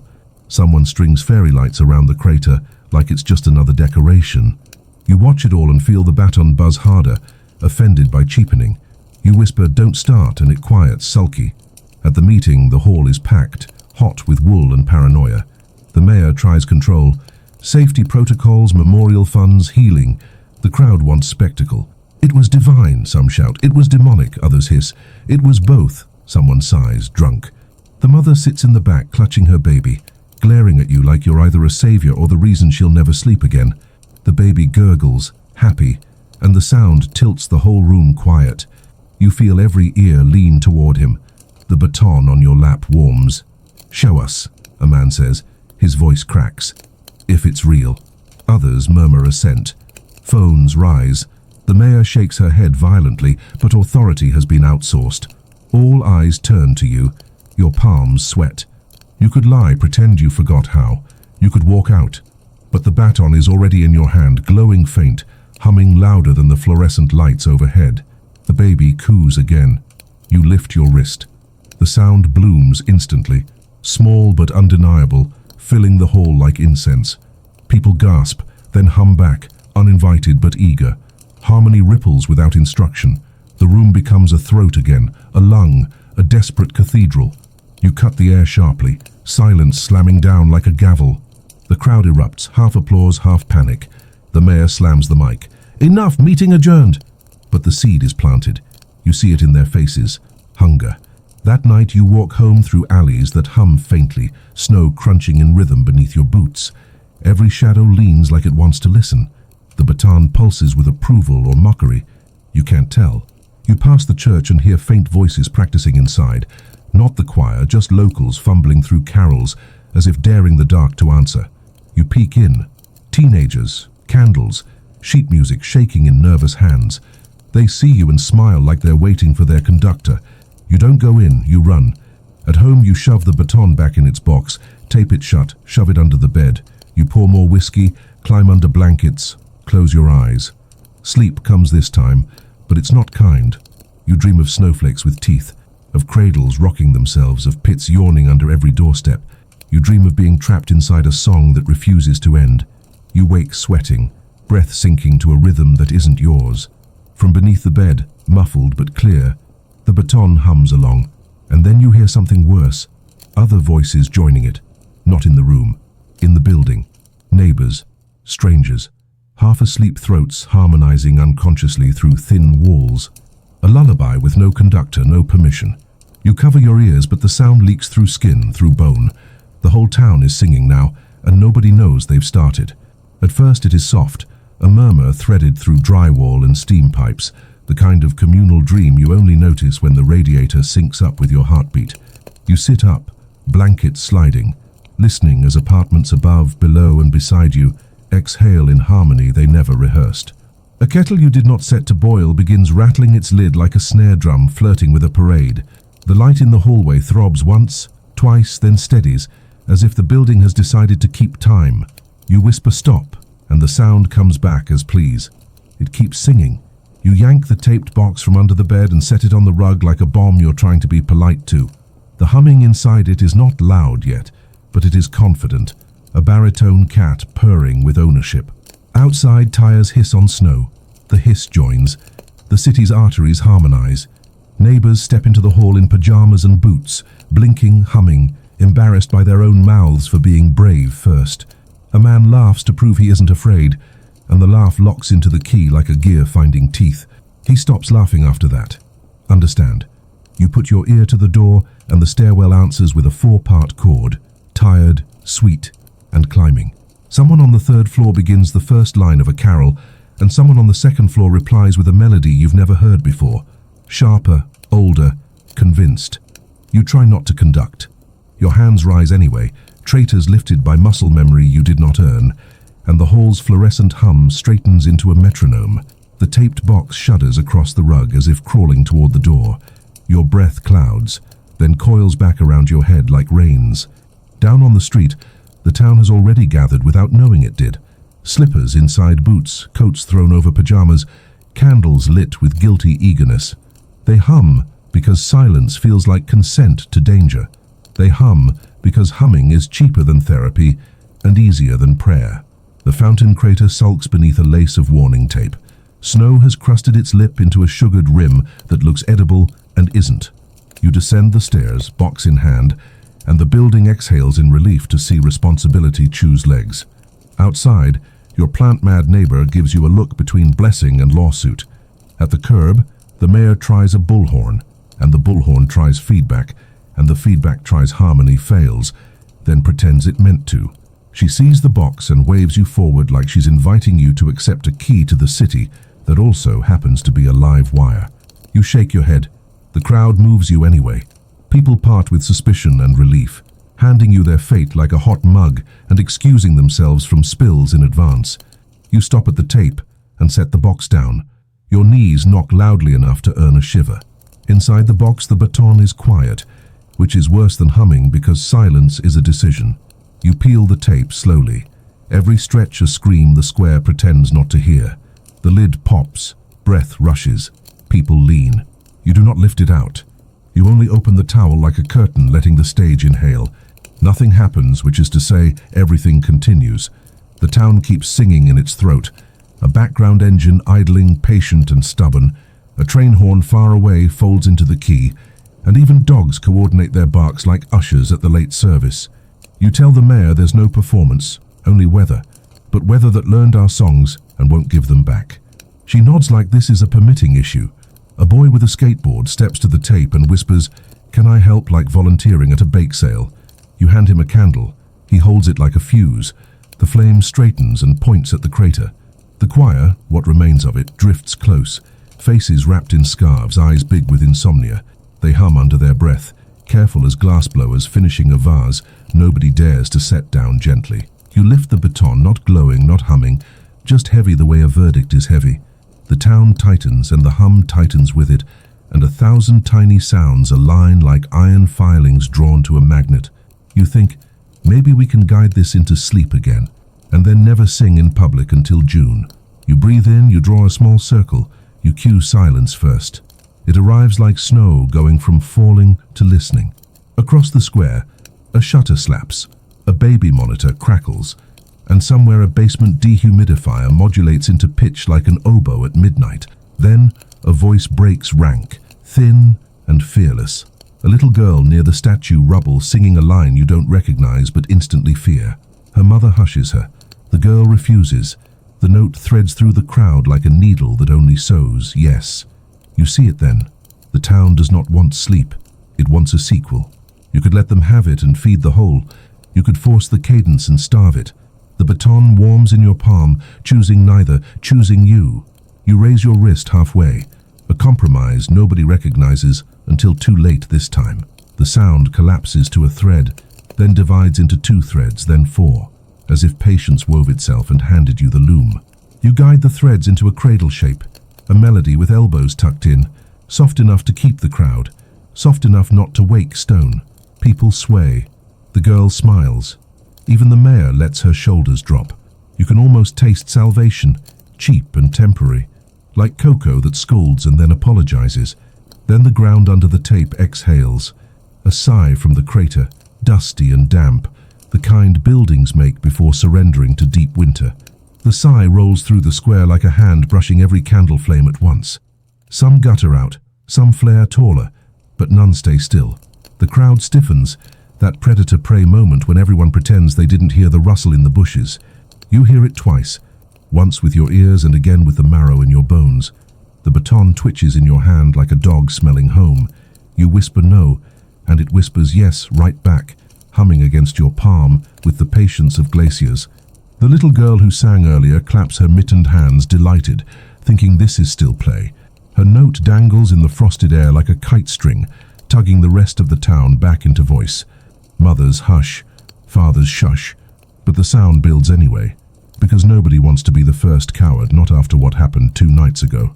The crowd hums again, louder, steadier, leaning into the crater as if it were a stage that owed them an encore. You try to cut it off. Baton slicing down, palm flat, conductor's authority stamped in the air. They don't stop. They don't even blink. Their eyes glaze, pupils wide, candles trembling in unison like they've been drafted into choreography. The mayor's bullhorn slips from her hand and clatters on the pavement, but even the metallic crash folds into the key. You think, this is how possession looks in Hallmark towns.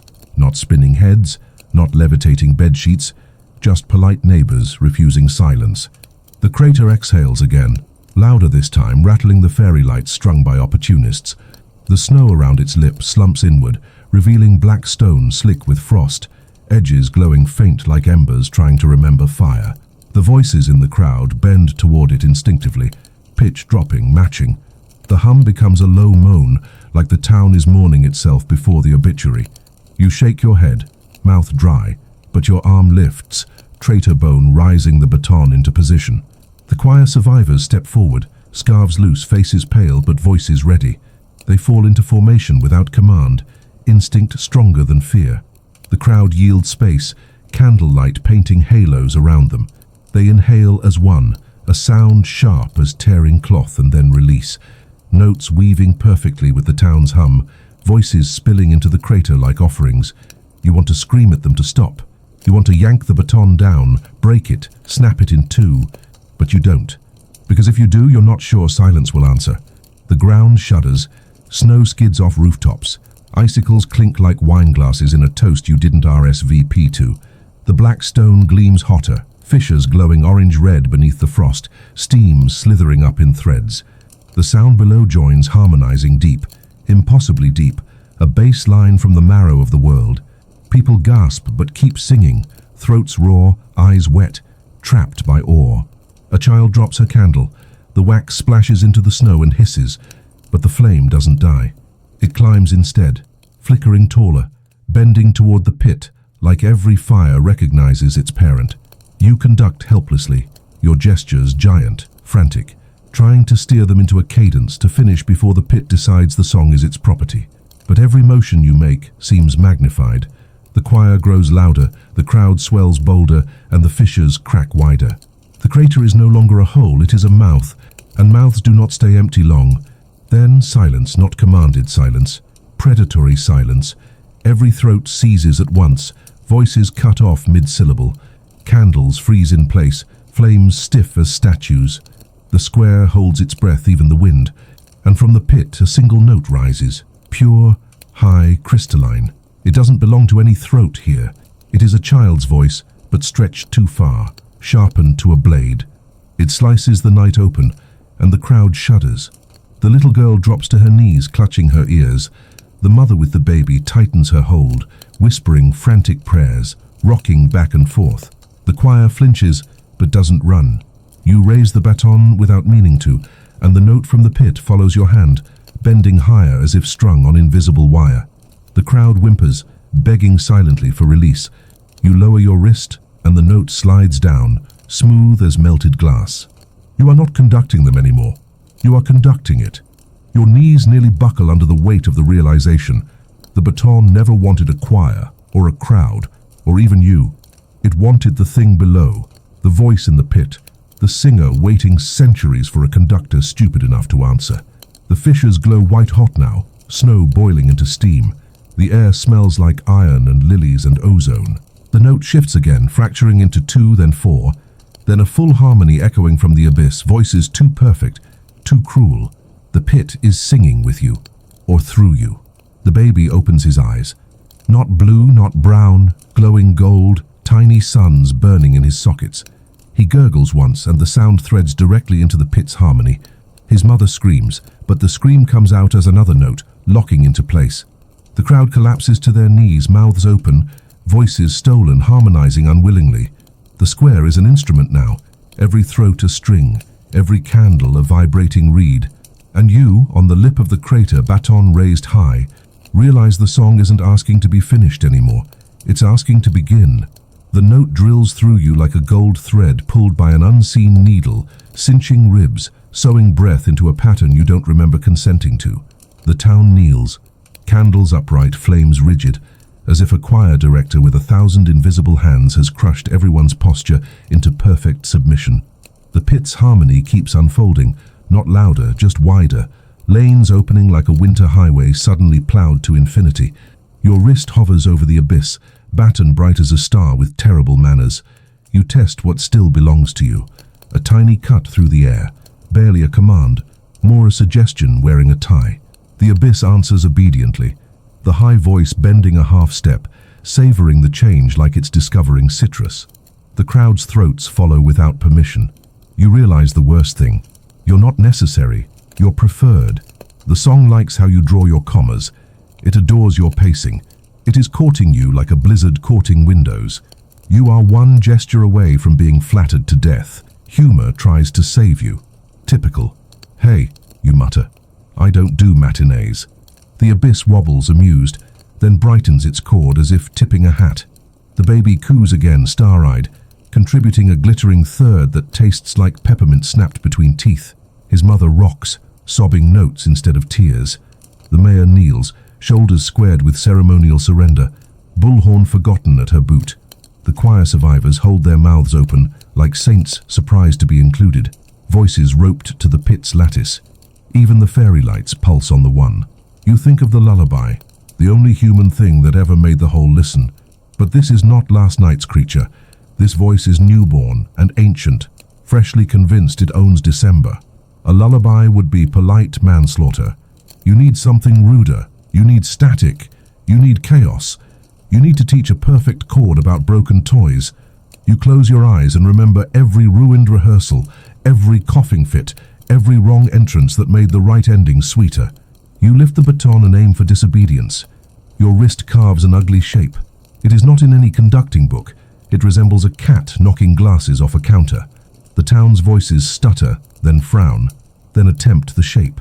The pit hesitates, confused by inelegance. Good.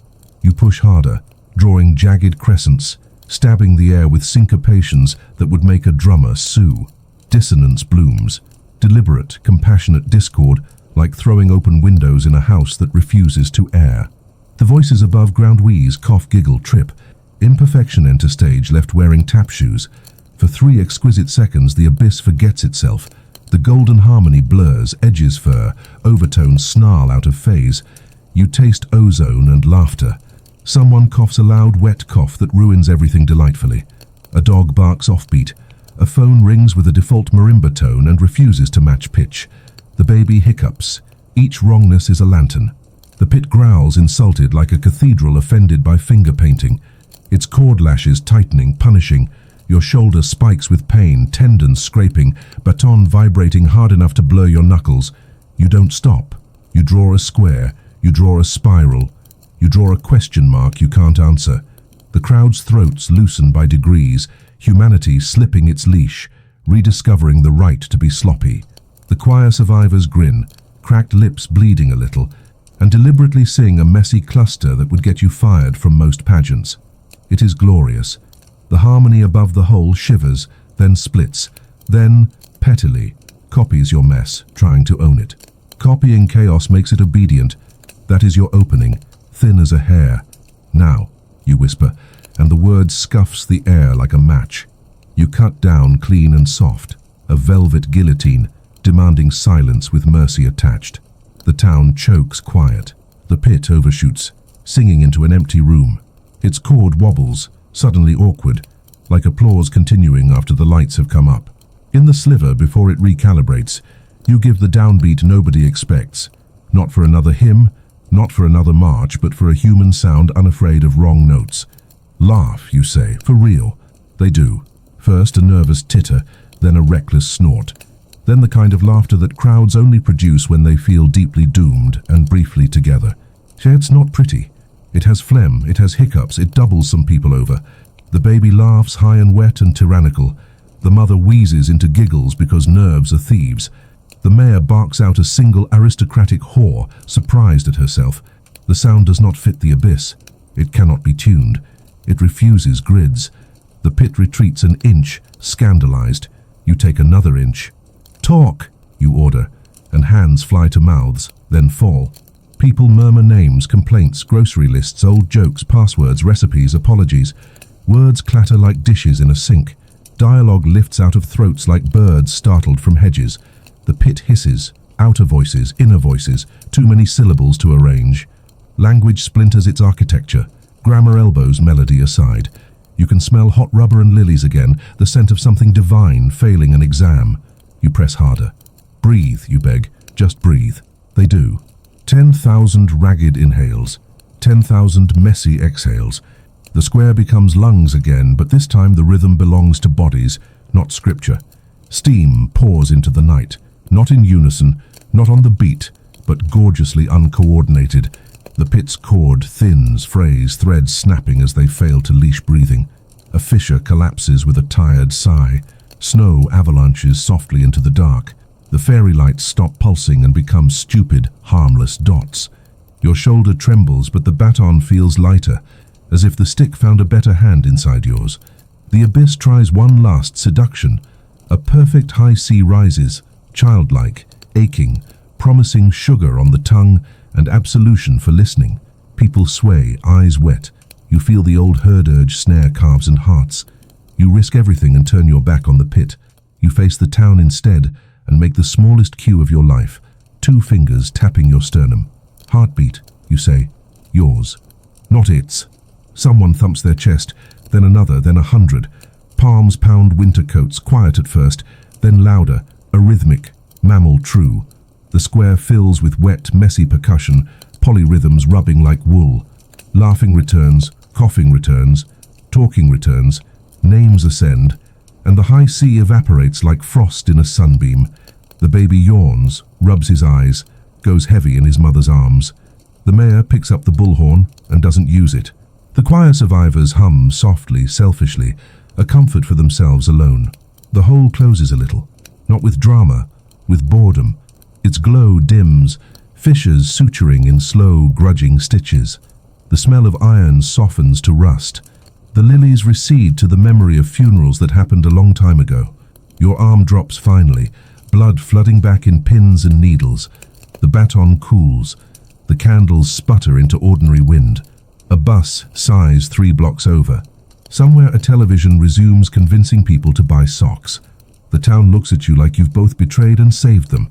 You can't tell which is true. Then the ground thumps once, a low, tolerant heartbeat answering the chorus of human ribs, and every candle flame bows. The pit isn't done, it's patient, and tomorrow is Christmas Eve. Christmas Eve. The calendar has the nerve to keep turning like this is all normal, like the town didn't just duet with an abyss and survive by laughing in its face. Shop windows still blink with smug elves on repeat, kids still tug their parents toward candy canes, and the local radio plays carols as if daring you to flinch. You walk through it all with the baton tucked inside your coat, heavier than it looks, humming faint whenever a speaker crackles too close. People glance at you like you're carrying contraband or communion, depending on their mood. You can't tell which look is worse. The mayor calls another meeting, this one labeled Christmas Eve Program Adjustments, which is bureaucrat code for we have no idea what we're doing. Town hall buzzes like a wasp nest that discovered coffee. Inside, the committees are splintered. Cancel Christmas entirely versus double down, it's tradition, versus let's live stream it for tourism. Your name keeps surfacing, a nervous refrain. He can control it, he has the stick, he knows the rules. You want to shout that there are no rules, only guesses in fancy handwriting. Instead, you keep your coat buttoned, hands buried, feeling the baton's pulse against your ribs. The mother with the baby sits near the back. The child dozes, impossibly calm, cheeks glowing faint, like coals banked for later. She doesn't speak. She doesn't need to. Everyone remembers his eyes last night, gold as lanterns. They avoid looking at him now, as though attention itself might summon the song again. You force yourself not to stare, but every so often you catch his tiny hand twitching in rhythm to something no one else hears. Arguments swell until language frays. A man in flannel stands up and bellows, "It's Christmas, we sing." Half the room cheers. An older woman spits back, "We bury our dead before we party." The room fractures, shouting, hands waving, papers slamming. Over it all you hear it, humming. Not loud, not intentional. People slipping back into the melody like addicts. The baton jerks once, eager. You clutch it tight, jaw clenched. "Stop," you say, but the word dissolves in the noise. You stand, lift the baton over your head, and the room goes still. Not because you're magical, because everyone's terrified of what might happen if you aren't. You lower your arm, tuck the baton back and say, "No singing tonight, not unless you want the pit to take attendance." Murmurs ripple. The mayor nods, relief etched in her forehead. For now, the room obeys. That night, the town pretends to be quiet. Families sit around trees with ornaments that suddenly look like surveillance eyes. Stockings hang limp, suspicious. Children fidget, sensing the hush is wrong. Even the snow falls carefully, afraid of rhythm. You sit at your table, lights off, a mug of cold coffee in your hand. The baton lies in its towel, silent, pretending to be wood. You almost believe it. You almost let yourself exhale. Then the pipes in your building start. Not clanks, not groans. A tune, slow, deliberate, bending the air through metal veins until the whole structure sings. You drop the mug. Coffee splashes the floor like dirty applause. Neighbors thump on walls, some in protest, some in fear, but their protests bend into humming. The baton stirs, humming along, smug. You don't even bother with the coat. You snatch it barehanded, sprint down the stairs, and spill into the street. The whole town is awake. Lights on in every window, curtains twitch, doors cracked. People hum under their breath without meaning to, cheeks pale, eyes wide. The pit is quiet, snow sealing its lip like frosting on a cake. But the air buzzes, charged, waiting. You know the truth now, you can't ban music. You can only choose who conducts. The church bells toll midnight early, as if bribed. You climb the fountain steps, baton raised, not because you want to, but because if you don't, someone else will. And the pit will happily audition new candidates.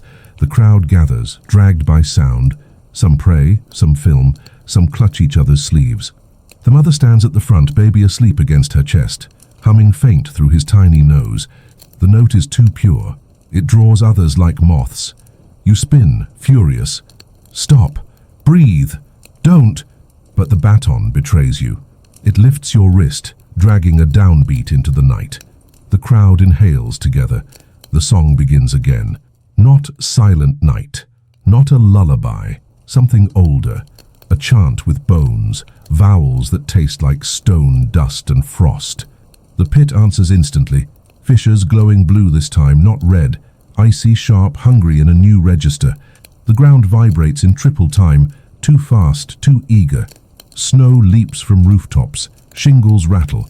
Lampposts hum in sympathy. The song doesn't rise. It digs, tunneling under your feet, pulling breath down. You fight, cutting the air sharp, trying to force a cadence, but the baton is a leash and you're the collar. The crowd doesn't look at you. They look through you. Eyes glassy, mouths pouring sound without consent. Children sway. Elders moan. The mayor clutches the bullhorn but never uses it. Her throat is already singing, unwilling and unstoppable. You choke out a word, raw, desperate. Laugh, but no one laughs. The chant is too strong, too old, too greedy. The pit's glow climbs up the fountain walls, wrapping your boots in light. The baton vibrates so violently it might split your hand apart. And for the first time you realize you might not be able to save them tonight, because tonight, Christmas Eve, isn't about endings. It's about birth. Birth announces itself as pressure before it finds a voice, a swell under the square that pushes snow up in domes, then cracks them like eggshells from below. You feel it first in your knees, tendons fizzing, the baton bucking like a live wire trapped in wood. The chant digs deeper, syllables turning into shovels, vowels into augers, and the town's lungs pump on the beat like bellows. Blue light smears across the stones, pale as moon milk. Your breath shortens, dragged downward, as if the pit has decided the whole town is a straw, and you're the last drop. Tonight. Below the tape, cracks sketch a geometry you have never learned, sharp angles nested in circles, chalkboard prayers written in frost. The choir survivors sway, their faces slack, voices braided to the cavern's pulse. You try to lift them with your hands, palms up, as if air itself might become a stretcher, but the baton yanks your wrist, demanding you midwife the note rather than cancel it. The mayor crawls toward the mother, lips moving. The baby blinks, slow golden shutters, then stares into the pit with the frank curiosity of kings and kittens. Somewhere, a clock forgets midnight and chimes 13. The sound changes. The chant gathers consonants like teeth, clicks hidden inside the hum, a constellation of tiny percussions that prick your skin. You realize with a tiny, useless laugh that the abyss is learning diction. It is practicing being among mouths. Snow collapses into the hole in long, graceful ribbons, each ribbon strummed as it falls, each fall a glissando written by gravity. The town leans forward. No one orders it to. Bystanders obey proximity the way iron obeys magnets. Your arm aches. The baton carves an oval and the glow answers, widening until the square wears a blue crown. From the pit, something rises that is not a thing, a pressure wave, a contour, the outline of a throat the size of a cathedral pushing up through stone. Your eyes refuse the perspective. Your mind repaints what it sees into metaphors it hopes are safer. It looks like steam. It behaves like intention. The first cry arrives, thin and terrible. Newborn sound slicing its way into cold air. It isn't loud. It doesn't need volume. It has authority. Every candle gutters. Every heart snatches a beat from fear. You lift the baton a hair and the cry steadies, curious. The baby wakes. Gold floods his eyes again, but this time the color is gentler, like lanterns shielded by hands. He doesn't reach for the baton. The baton reaches for him, sliding through the air an inch, a shy fish in still water. His mother whispers his name. It's ordinary, tender, wrong against the geometry unraveling below. He yawns, then giggles, and the pit answers with a small, perfect echo. People sob in relief. That makes no sense. You realize the abyss is calibrating itself to a human model, trading thunder for lullaby, building a self from borrowed sweetness. Carefully, you do the only reckless, sensible thing left. You ruin the lullaby. You cough loudly, a rasping, disrespectful bark. You stomp your boot on the stone in an offbeat thud. You whisper a joke barely worth keeping, then laugh at it like it's priceless. A few townsfolk flinch into laughter too, a chain reaction of bad timing. The cry from the pit warbles. It doesn't like this. It wants the world to match, to mirror. You deny it the mirror and give it a cracked window instead. The baton burns your palm, angry star. You don't drop it. Not tonight. Blue light dims, then surges back, stubborn. The geometry redraws itself, a child's etch-a-sketch shaken and resumed. The chant above and the cry below knit together, seeking a shared spine you can't afford to give them. You glance at the mayor. She's mouthing pleas. You glance at the choir. They're waiting for a cue. You give them the messiest one you know, a shrug that means sing whatever you have, then stop whenever breathing insists. They do. The square fills with fractured hymn, overlapping stories, rough edges. The pit stalls, confused by a choir that refuses to be furniture tonight. It tries a different tactic. Memory. The blue glow flickers into faces, quick as fish. Grandfathers, teachers, the director bowing forever. Voices you loved step out of the dark and sing your name. Around you, people choke on recognition. A woman drops her candle and steps toward the pit, hands lifted like a sleepwalker. You swing the baton between her and the hole, a wooden horizon. Breathe, you command. She does, ragged, furious, alive. The illusion thins. The baby yawns again, unimpressed by ghosts. The mother whispers a grocery list into his ear, defiant prose against perfect song. It retreats. The outline in the pit thickens, accepting defeat with the patience of glaciers planning revenge. The cry repeats, testing, then softens. You realize this birth will not rupture the town tonight. It will crown slowly, claim inches, wait for a cleaner silence. That is somehow worse. You cannot out-sing patience, but you can schedule it. You lower the baton. Tomorrow, you tell the whole. If you want the song, you come when we invite. The pit hums, amused. Agreement or mockery? You can't tell. The light fades to a bruise. The geometry unravels.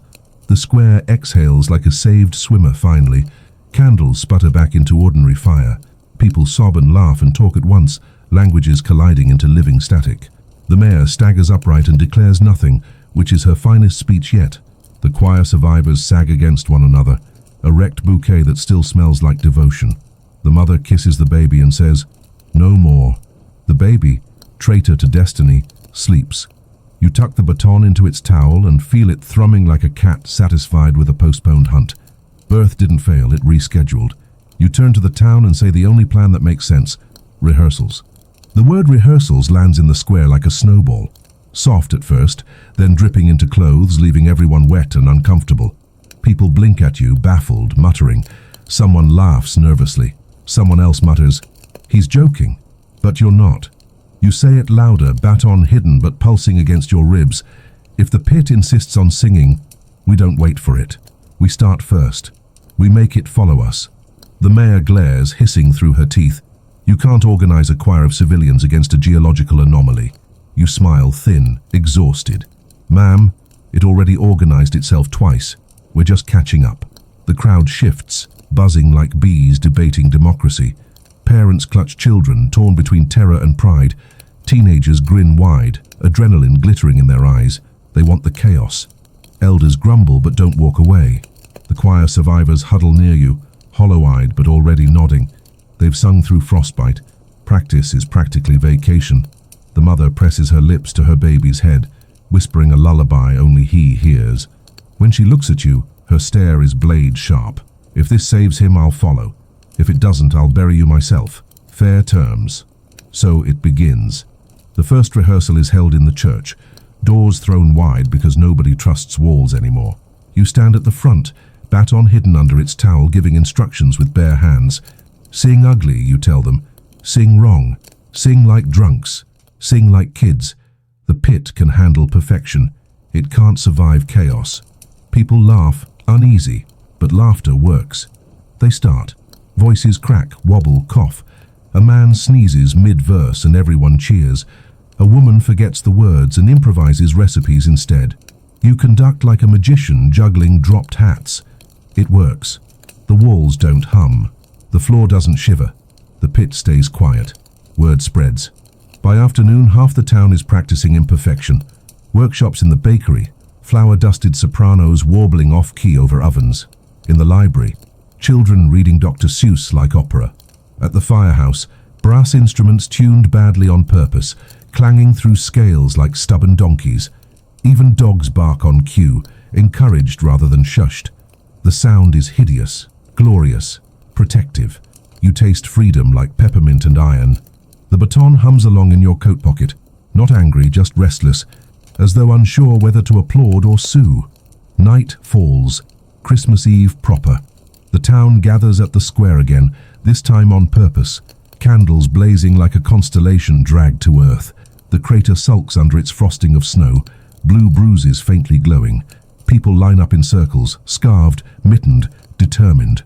The mayor climbs the fountain lip and clears her throat. "We sing," she declares. "Not for it, not against it, but for us." It's the best speech she's ever given, mostly because she didn't write it. You raise your arms. The baton slides into your hand without asking. The town inhales. You cue the ugliest chord of your life. It detonates. Voices splatter across octaves, keys colliding like drunks in a revolving door. Children squeal, elders croak, teenagers mock themselves loudly enough to bend air. And the pit? It stirs, glowing faint, confused by the racket. It tries to harmonize, offering a crystalline tone. The town refuses. A boy purposely sings flat. A girl hiccups on beat. Someone laughs so hard they drop their candle, and the flame catches in the snow like a stubborn spirit.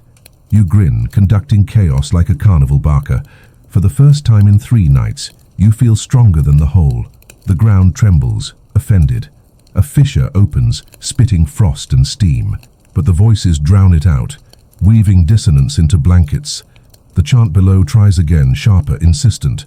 The baby wakes, golden eyes wide, and instead of joining the pit, he giggles. High, messy, unpredictable.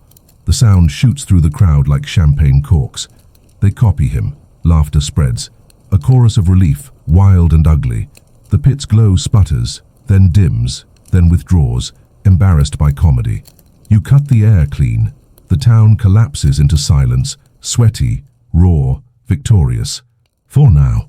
The mother clutches her baby, rocking, whispering thank yous you don't deserve. The mayor wipes her eyes with a scarf, pretending she's checking for frost. The choir survivors hug strangers, laughing through cracked lips. You lower the baton, trembling, waiting for the ground's reply. But the crater stays still.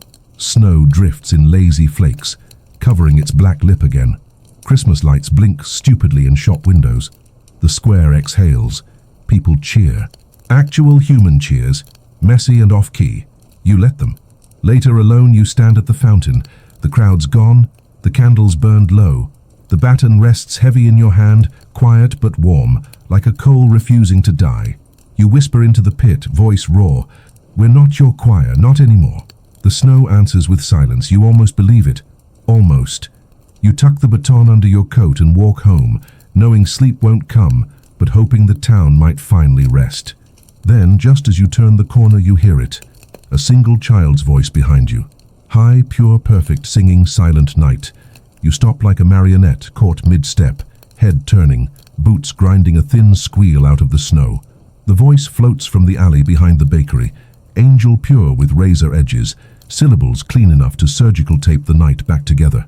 Silent night, it sings, and the vowel is a blade. The town had just exhaled. Now it inhales like a startled deer. Lights twitch on again. Curtains lift. You want to shout, "Don't." But the word huddles behind your teeth and refuses winter. The baton warms under your coat. A bad idea becoming a hand. You move toward the alley anyway. The alley smells like cinnamon, diesel, old snow, and a sweetness that isn't sugar. Lilies again. Funeral air trying to dress like Christmas. A figure stands at the far end near the dumpsters. Small, hatless, hair bright as tinsel in the jittering security light. She's 8, maybe 9, wearing a red coat several holidays out of date, boots too thin for this temperature. Her mouth shapes the next line with precise, patient ownership. Holy night. The note blooms, and frost on the brick glows faint, as if light prefers to travel by sound tonight. You slow, hands raised as if approaching a frightened deer. She isn't frightened. She's administrative. Her eyes meet yours and do not blink. They're not gold. They're ordinary brown, and that's somehow worse because ordinary means replicable. "You're late," she says between syllables, conversational as a cashier. "He said you'd come." You don't ask who he is, because the pit has already rented out the pronoun and refuses cosigners. The baton wriggles against your ribs, wanting daylight. The girl tilts her head. "Do you want me to stop?" she asks politely, and on stop she lands a crystalline sea that could shave glass into obedient pieces. Behind you, the town trickles toward the alley mouth, neighbors in slippers, the mayor still wearing courage like an itchy scarf, the mother clutching her sleeping baby. Their faces hover in the dim like worried moons. Someone whispers, "Is she one of ours?" Someone else answers too slowly. The girl watches the crowd assemble and grins. A kid pleased that her birthday party finally started. "It's easier with everyone," she says, "but I can start alone." She lifts her chin and sings the next phrase, and the dumpsters, traitors, hum in perfect fifths. Somewhere a bottle rolls and stops on the beat. You take the baton out, because pretending not to own it has never worked. It registers the night with a cold shiver, then brightens at the tip like a fuse deciding drama. The girl's eyes shine. "I knew you'd bring it." Not awe. Logistics. She steps forward, and the alley narrows until it becomes a throat. "Will you conduct?" she asks. And the question is so gentle you almost miss the trap, stapled to its underside. If you say no, she will sing anyway. If you say yes, the song will own your bones again. You say, "We'll breathe together," which is a coward's yes. You lift your arms but cut the air for silence, not sound. The girl obeys, then smiles, amused at the audacity. "You're trying to make it messy," she says. "He told me you would. You hate that the pit gossips." You nod toward the crowd. "We don't sing for him. We sing for us." She nods back, delighted. "Then show me." You cue a breath, short, ordinary, human, and choose the ugliest entrance you can justify. A hum that wanders into key like a lost dog. The town adds their ragged throats, a rough blanket spreading from the alley to the square. The girl harmonizes instantly, but not obediently. She curls around the wrongness with the appetite of ivy, finding purchase in cracks, beautifying what should remain stubborn. Her third becomes a second, becomes a knife that somehow tastes like taffy. The bricks gleam again. The frosting on the bakery's back door scrolls upward like it's listening. You cut sharply, and the crowd stumbles into silence, boots scuffing, whispers clipping. The girl lets her last note hang for an impolite 2 beats, then pockets it like a tip. Again, she says, cheeks pink, breath steaming halos. But this time, do the hands the proper way. You do not like that sentence. Still, you show her a simple pattern, down, in, out, up, kid-friendly bedtime story meter. The town hums the way tired bodies do when given structure by something softer than fear. Streetlights above the block flicker once, aligning. The girl mirrors the pattern with tiny ghost hands, imitating you with affectionate mockery. Then she adds a flourish on the upbeat you didn't cue. The note that follows lands clean and luminous and wrong. Your baton stings, like an elastic snapped against skin. Behind you, someone sighs as if surrender finally feels like a nap. "Who taught you?" you ask. "Practice," she says, "and listening." He listens when nobody else knows how. Her breath crystallizes, tiny comets colliding. "He liked the baby best," she adds. Not jealous, just pleased by good casting. The mother grips her child tighter, spine steel suddenly. You tilt your chin toward the girl. "And what do you like?" She blinks, thrown by being addressed as inventory with preferences. Snow, she says after a beat, then that everyone knows the words. She thinks, finishing.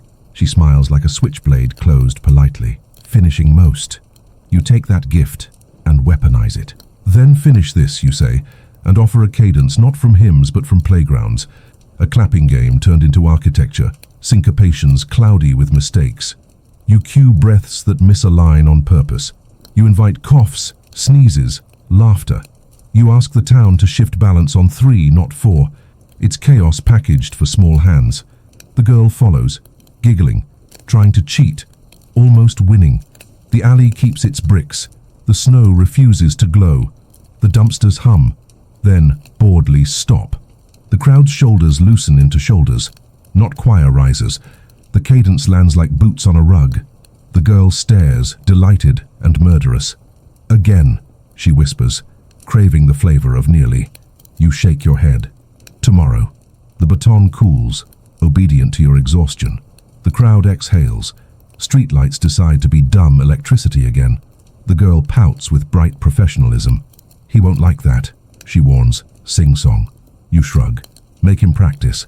She laughs, then passes you like a breeze, coat brushing your sleeve, smell of bakery sugar and lily water trailing. At the mouth of the alley, she turns, mouth a perfect O, and releases one last tone, a seed she tosses into the square, for tomorrow. It is small, bright, and heartbreakingly in tune. It lands in 100 throats like winter mint and waits. You feel it settle under your tongue, polite as a pill. The crowd shivers the way people do when agreement feels like weather. The mother's baby sighs in sleep, as if his dream turned the page. The mayor clears her throat, invents a schedule, calls it carol practice at noon, carol defiance at dusk. People chuckle, relieved by nouns that rhyme. You tuck the baton away and tell yourself you will sleep. The girl waves, then vanishes, not mystical, just quick. You walk home through snow that squeaks. You don't sleep. You lie down, sure. Stare at the ceiling until the plaster looks like a choir loft. But sleep is for people who didn't swallow a note from a girl in a red coat. Your tongue still tingles with her gift, a phantom pitch vibrating the back of your skull. Every time you try to drift, the frequency nudges you awake, polite but insistent, like a neighbor tapping your shoulder with endless questions. Around 2 in the morning, you sit up, cursing softly, because the sound doesn't fade. It multiplies. You hear it through the walls again. The whole building hums in its sleep, dreamers tuned to her seed. You walk the hall, listening. Behind each door, soft throats, murmurs, snores bending into key. A couple arguing in whispers slides seamlessly into harmony mid-insult. A baby's whimper aligns with the radiator's hiss. Even the elevator cable groans a low drone that fits the chord. You press your ear to the stairwell and hear the town itself, humming underground through pipes and wires and snow. The pit isn't singing tonight. The town is, and the town doesn't know it. You clench your jaw, but your teeth vibrate anyway. The baton, tucked under your coat, purrs like a satisfied cat. By morning, flyers appear again. Christmas morning rehearsal, 12:02 p.m., Town Square. Signed with no name, no committee, no mayor's seal. Just bold red ink and a sketch of a treble clef. Children run door to door delivering them like candy. Nobody questions the source, nobody tears them down. When you ask a boy who gave it to him, he shrugs. She did. The girl. Red coat, tinsel hair. She's already working logistics while adults are still boiling coffee. The baton grows warmer as you read the flyer, as if congratulating you for being drafted without paperwork. The mayor storms into your apartment without knocking, fury bundled in wool. We didn't approve this, she snaps, slamming a flyer on your table. You shrug. Neither did physics. She paces, muttering about liability, lawsuits, death tolls. Finally she stops, eyes red-rimmed. Can you stop her? You consider lying, then laugh. She's not a child, she's recruitment. The mayor collapses into a chair, scarf half askew. Then what do we do? You slide the flyer back to her. We rehearse. The word tastes like defeat and survival both. Noon arrives under a sun sharp as glass. The square is packed, hundreds of bodies bundled, candles tucked in pockets for later. Children dart between knees, laughing, humming the seed note the girl dropped last night. Adults follow, some willingly, some dragged by momentum. The crater sulks under its crust of snow, quiet, patient. The girl appears at the edge of the fountain, red coat gleaming, cheeks flushed with triumph. She doesn't address the crowd. She doesn't need to. She simply lifts her chin and hums. Every throat answers. The baton leaps into your hand, humming so loud you swear people can hear it. You try to sabotage. You cue a rhythm messy enough to collapse, clapping off beat, stomping snow wrong-footed. A handful follow, loyal to imperfection. But the girl overrides it effortlessly. Her tiny hands flutter, and the sound bends back to purity, to order, to the dangerous beauty that cracks stone. The choir survivors, traitors to their own pain, align with her, eyes closed in relief. You wave harder, desperate, baton sketching chaos, but the crowd looks only at her. For the first time, you're not conducting, you're chaperoning. The hymn grows, louder, brighter, layering into harmonies too polished for mortals. Windows tremble, icicles drip in sync, pigeons flap into formation overhead. The crater begins to glow again, faint, then stronger, like a coal fanned by breath. You see the geometry return, circles and teeth scribbled under the snow. The girl smiles, eyes ordinary but gaze enormous. "See," she whispers to you, though her mouth doesn't move. Finishing feels good. You make a choice. You walk into the circle, right up to her, and cut the air between you with the baton. Her note falters, just for a beat. The crowd gasps. You lean close and whisper, "Then let's finish wrong." And before she can answer, you start clapping a playground rhythm. Nonsense, syncopated, ugly. You sing the grocery list the mother whispered last night. Milk, bread, onions, soap. The words hang stupidly in the cold. For a heartbeat, silence. Then someone chuckles. Then another adds their shopping list. Soon 50 voices shout ingredients and chores, drowning the hymn in mundane chaos. The girl's smile flickers. The glow at the crater sputters, uncertain. You pound the beat with your boot, the baton hammering air shouting louder. Rent, laundry, taxes. The town howls back, unholy liturgy of errands. The hymn fractures, collapsing into laughter, shouting, clapping. The girl stomps her boot once, furious, and the snow at the crater lip explodes upward in a spray of blue light. People scream. The hymn snaps back for a second. Strong, crystalline. The ground vibrates like a held breath. The girl glares, cheeks flushed scarlet. "You can't keep ruining it forever," she hisses. "He'll take it back." You lift the baton, shaking with exhaustion, and grin. Then let him, but not today. The pit growls, offended. The snow falls back in lumps.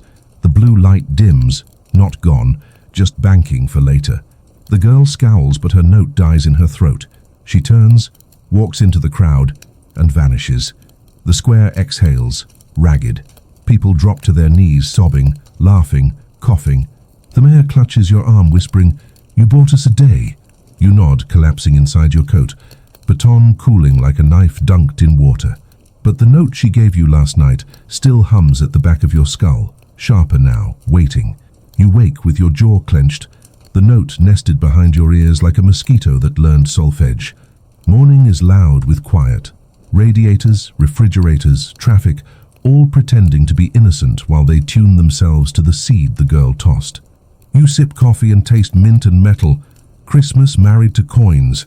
The baton lies on the table, wrapped, pretending to nap. It vibrates just enough to make the spoon chatter in the mug. Outside, flyers multiply again. New handwriting, same command. Rehearsal at dusk. Nobody signs them, but the ink smells like bakery sugar and lilies, which feels like her. You pocket one, as if evidence matters when your skull is a tuning fork. The day wears a normal mask. Kids test sleds on pathetic slopes of plowed snow. The mayor smiles with teeth that could open cans.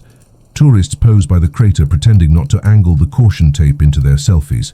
You try not to hear the humming, fail, then practice not minding it. That's the town's new sport, endurance with festive branding. At noon, you meet the mother on a bench facing the church. The baby sleeps with the aristocratic confidence of people who have already been worshipped. She hands you a thermos. "You can't keep outsmarting it," she says. "You can only keep us human." Her eyes are lit like matches. "Promise me you'll stop if he starts glowing." You nod, which is neither a promise nor a plan. Afternoon leaks into dusk. The flyer's command becomes a river, and people step into it because humans are salmon with candles. You stand on the fountain lip again, boots remembering last night's tremor. The baton warms as if your pulse is a stove. The crowd is bigger, brighter, bolder, grief wearing mascara. The mayor tries a speech, but the sound swallows it. Polite cannibalism. She arrives without ceremony, red coat, tinsel hair, boots whispering frost. No one summons her. She appears like a rule. The girl looks older in this light, not taller, just sharpened. "Ready?" she asks, as if the town is a violin and she needs to check the pegs. You say, "Only if we finish wrong." She grins. "We'll see whose wrong is bigger." You raise your hands, leave the baton buried in your sleeve like contraband. The first breath spreads through the square, a hush that feels like someone zipped the sky. The girl lifts one finger, permission masquerading as grace, and a single note threads the air. It is beautiful the way polished bones are beautiful. Your stomach drops. You fight beauty with errands. "List," you bark. People chuckle, then shout groceries, chores, grudges.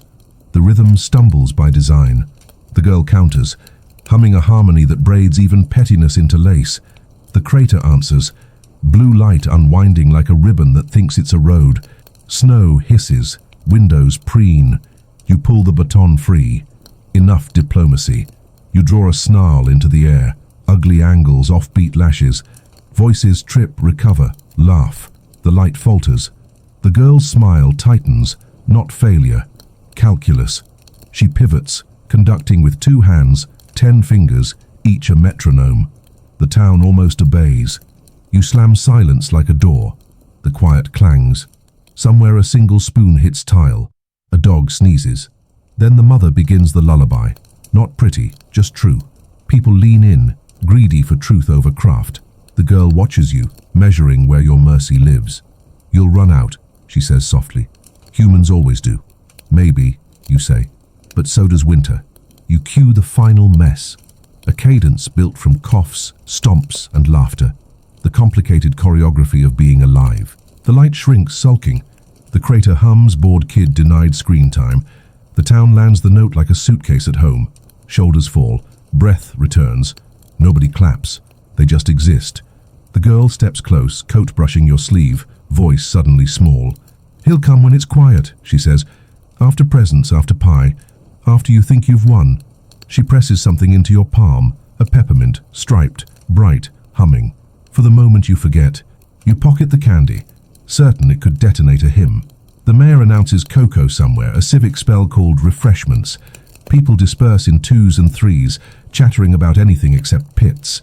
The girl dissolves into the moving fabric, a thread that refuses to snag. You stand alone with the hole and the dark and the peppermint ticking in your pocket. At home you place the candy next to the baton. They hum a minor third, like a lullaby with gossip. You consider calling the night a win and fail, because quiet expands, and with it the note under your tongue blooms. You pace. You open a window.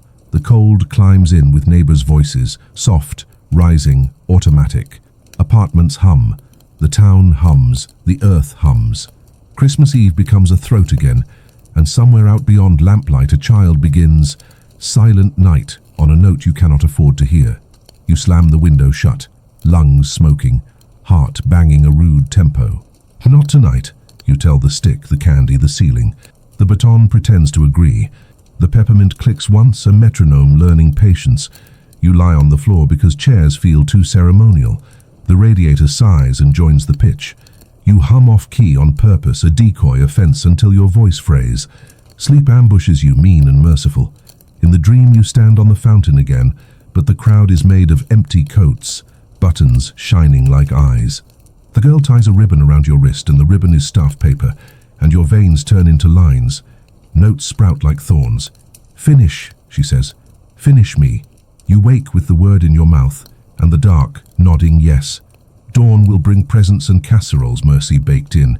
It will also bring silence, the kind that sounds like a stage clearing its throat. When it does, you'll reach for the peppermint, the baton, and the wrong note. Christmas morning arrives in drag, dressed as joy, but you see the seams. Wrapping paper tears down streets like ticker tape. Bells clang with manic cheer. Ovens belch cinnamon and ham into the sky. Kids shriek. Parents smile. Grandparents rehearse anecdotes that pretend death hasn't been loitering in the square all week. The whole town is a stage set, waiting for the cue that isn't Santa. You sip coffee that tastes like copper and denial, baton on the table, peppermint humming a faint counterpoint. Every carol on the radio bends into that key. Even the static sings. You walk the streets and notice the cracks. Neighbors laughing too loud, gifts clutched like talismans, eyes darting toward the crater even during hugs. The mayor patrols in a Santa hat, shaking hands like it's campaign season, voice booming Merry Christmas in tones that sound like bribes to reality. Kids tug sleds past the tape around the fountain, daring each other to poke the snow crust with sticks. One does. The snow hisses faint blue, and everyone laughs nervously as if pranks can outwit physics. The mother watches from a bench, baby asleep, scarf hiding the hollow in her throat. By noon the hum is back, low and sneaky, threading under laughter, curling through kitchens, nestling into tree lights. People don't hear it until they do, then they pretend they didn't. You hum off-key in defense, but the baton in your coat pocket writhes like a restless eel, offended by your sabotage. You clench it through fabric, muttering, "Not now," like that ever worked. The peppermint in your other pocket vibrates in answer. Together, they form a tritone, the devil's interval, nasty and delicious. You should throw one away, maybe both, but your hands won't unclench. Afternoon brings casseroles to the church basement, long tables sagging under foil trays. People sing grace without meaning to, syllables dragged into pitch like iron filings to a magnet. You clap on the offbeat to ruin it. People glare, but the spell stutters. The girl appears again, leaning against the kitchen doorframe, coat spotless, boots dry despite snow. She isn't eating, just watching, eyes bright as receipts. When you approach, she offers you a cookie. It hums faintly. You don't bite. She shrugs. "He likes cookies," she says, like a child gossiping about Santa. "He likes waiting." You sit across from her. "Why you?" She tilts her head. "Why not me?" Her smile is quicksilver. "I like rules. He likes finish lines. We match." She picks up another cookie, holds it to her ear, giggles. "This one's flat." You resist the urge to smash the tray. "What happens when he finishes?" She shrugs again, innocent as sleet. "Then it's done. Isn't that what everyone wants?" She pops the cookie in her mouth, chews, hums the same note you've been carrying since the alley. Your stomach knots. She swallows. It tastes like December. Evening spreads early, sky bruised purple. Families drag out more candles, more cocoa, more nervous laughter. Flyers bloom again. Christmas night, the final carol. No author, no committee, just inevitability in ink. People bring hymnals like armor. The mayor begs you to control it. The mother begs you to stop it. The baton hums louder than both. You stand at the fountain again, snow crunching, heart chewing its own beat. The crowd gathers, candles glowing like fireflies willing to be bait. The girl steps forward, hands folded, face rapturous. "Ready?" she asks the town, and they answer with silence too eager to be denial. You lift the baton, but she lifts only her chin, and the first note slides free, high, perfect, merciless. The crater glows instantly, blue then gold, veins of light spidering through snow. The ground hums like an organ waking. Children gape, adults sway. Hymnals snap open without anyone flipping pages. You shout, "Mess it up," but your voice dissolves into harmony.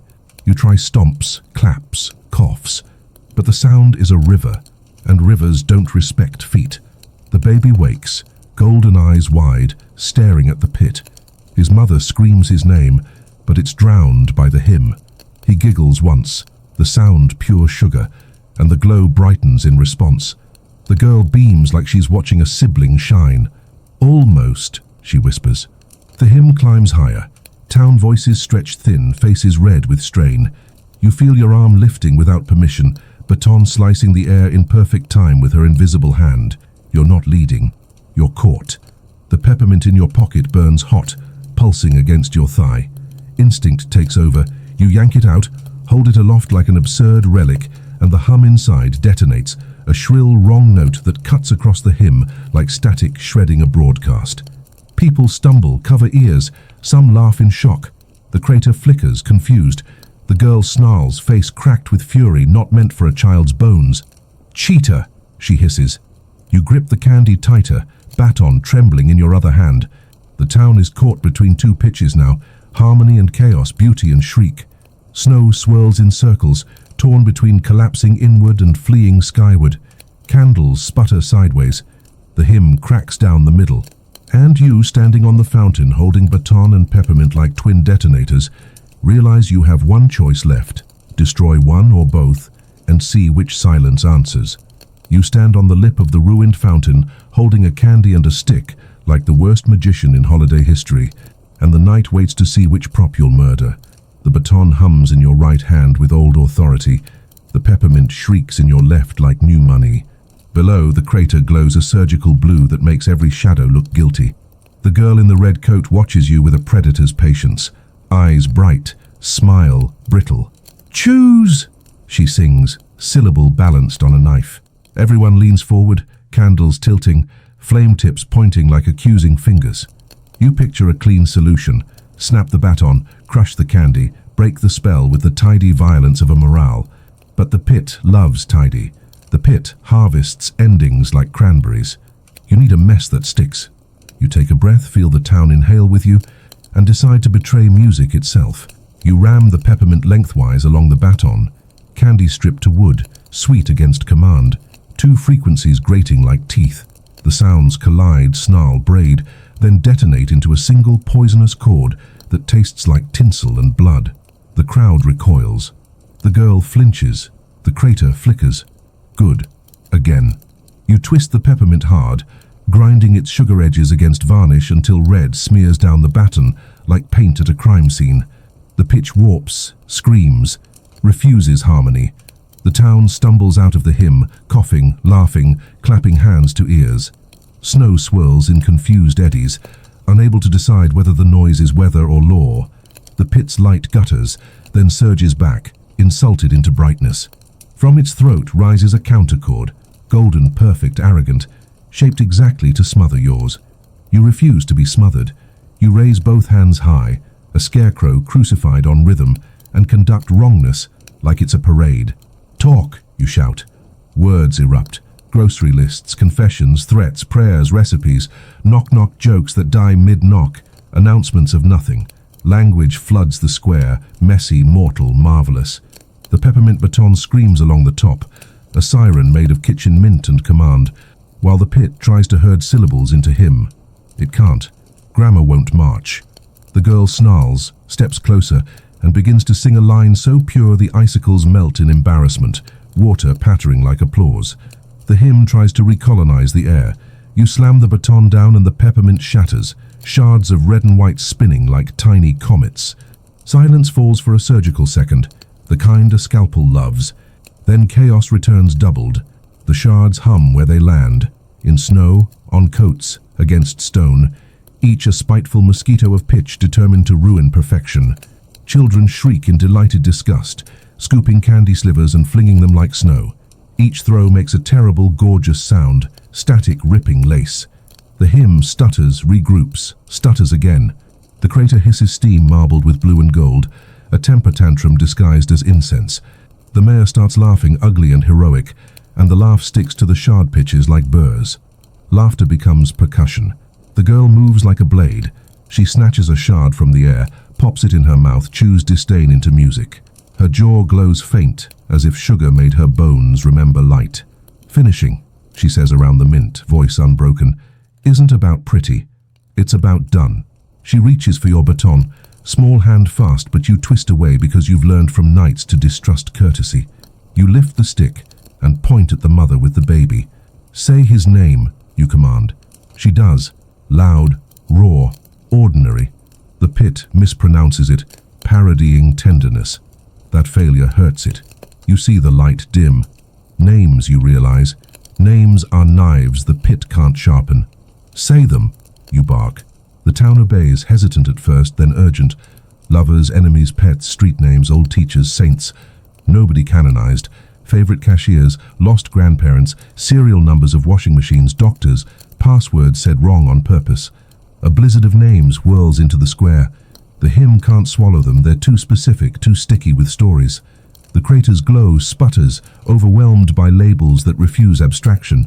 The girl's song wavers for the first time, her pitch haloed by static. She bares her teeth. Childish, she spits.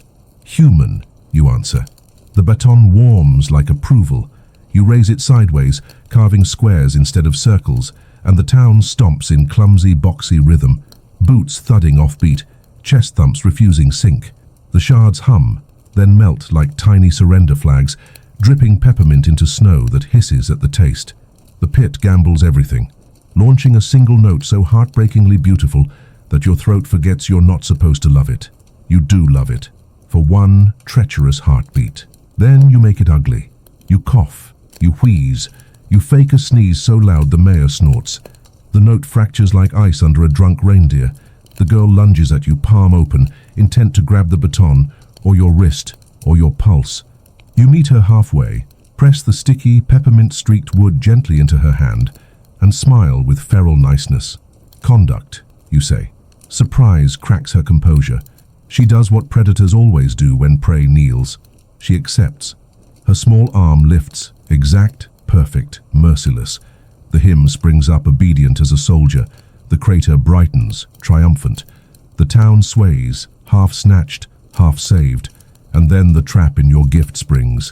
Her palm is sugared with peppermint ruin. Every motion she makes leaves a smear of wrongness in the air. The hymn can't stay clean under sticky orders. Notes slip, smear, smear again. Overtones snag on sugar. The crowd hears the fracture and laughs, not cruelly, but with relief, shared like bread. The girl looks at her hand, betrayed by candy, then at you, betrayed by fairness. Her perfect line frays into something almost human. The pit shudders, confused by a conductor whose gestures won't polish. It tries to correct for her, overcompensating, and the mismatch makes an audible wobble, a divine wobble, the sound of a god tripping on a carpet edge. The choir survivors seize the wobble like a rope and yank downward.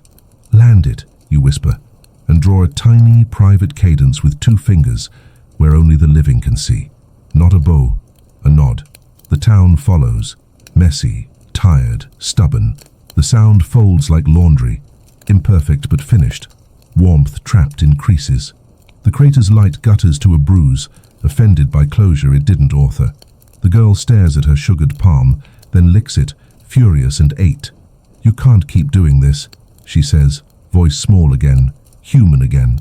No, you agree, chest heaving. But we can do it tonight.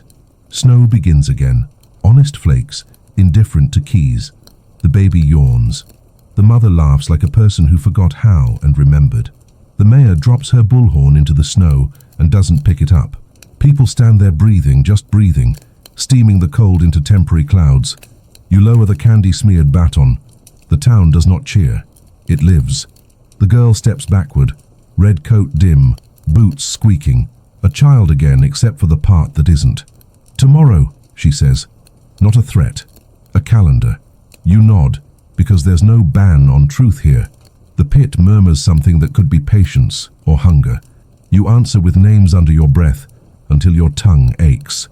Morning limps into town wearing Christmas hangover pajamas, wrapping paper clogging gutters, candy canes snapped in half, a faint smell of turkey grease floating through alleys.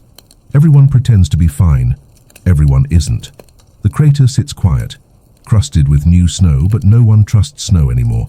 People walk wider circles around it, eyes sliding past like it's a sleeping dog with a temper. The girl doesn't appear, which makes her louder in absence. Whispers trail behind every errand. Red coat, tinsel hair. Tomorrow. The baton hums on your table like a phone buzzing with texts you'll regret reading.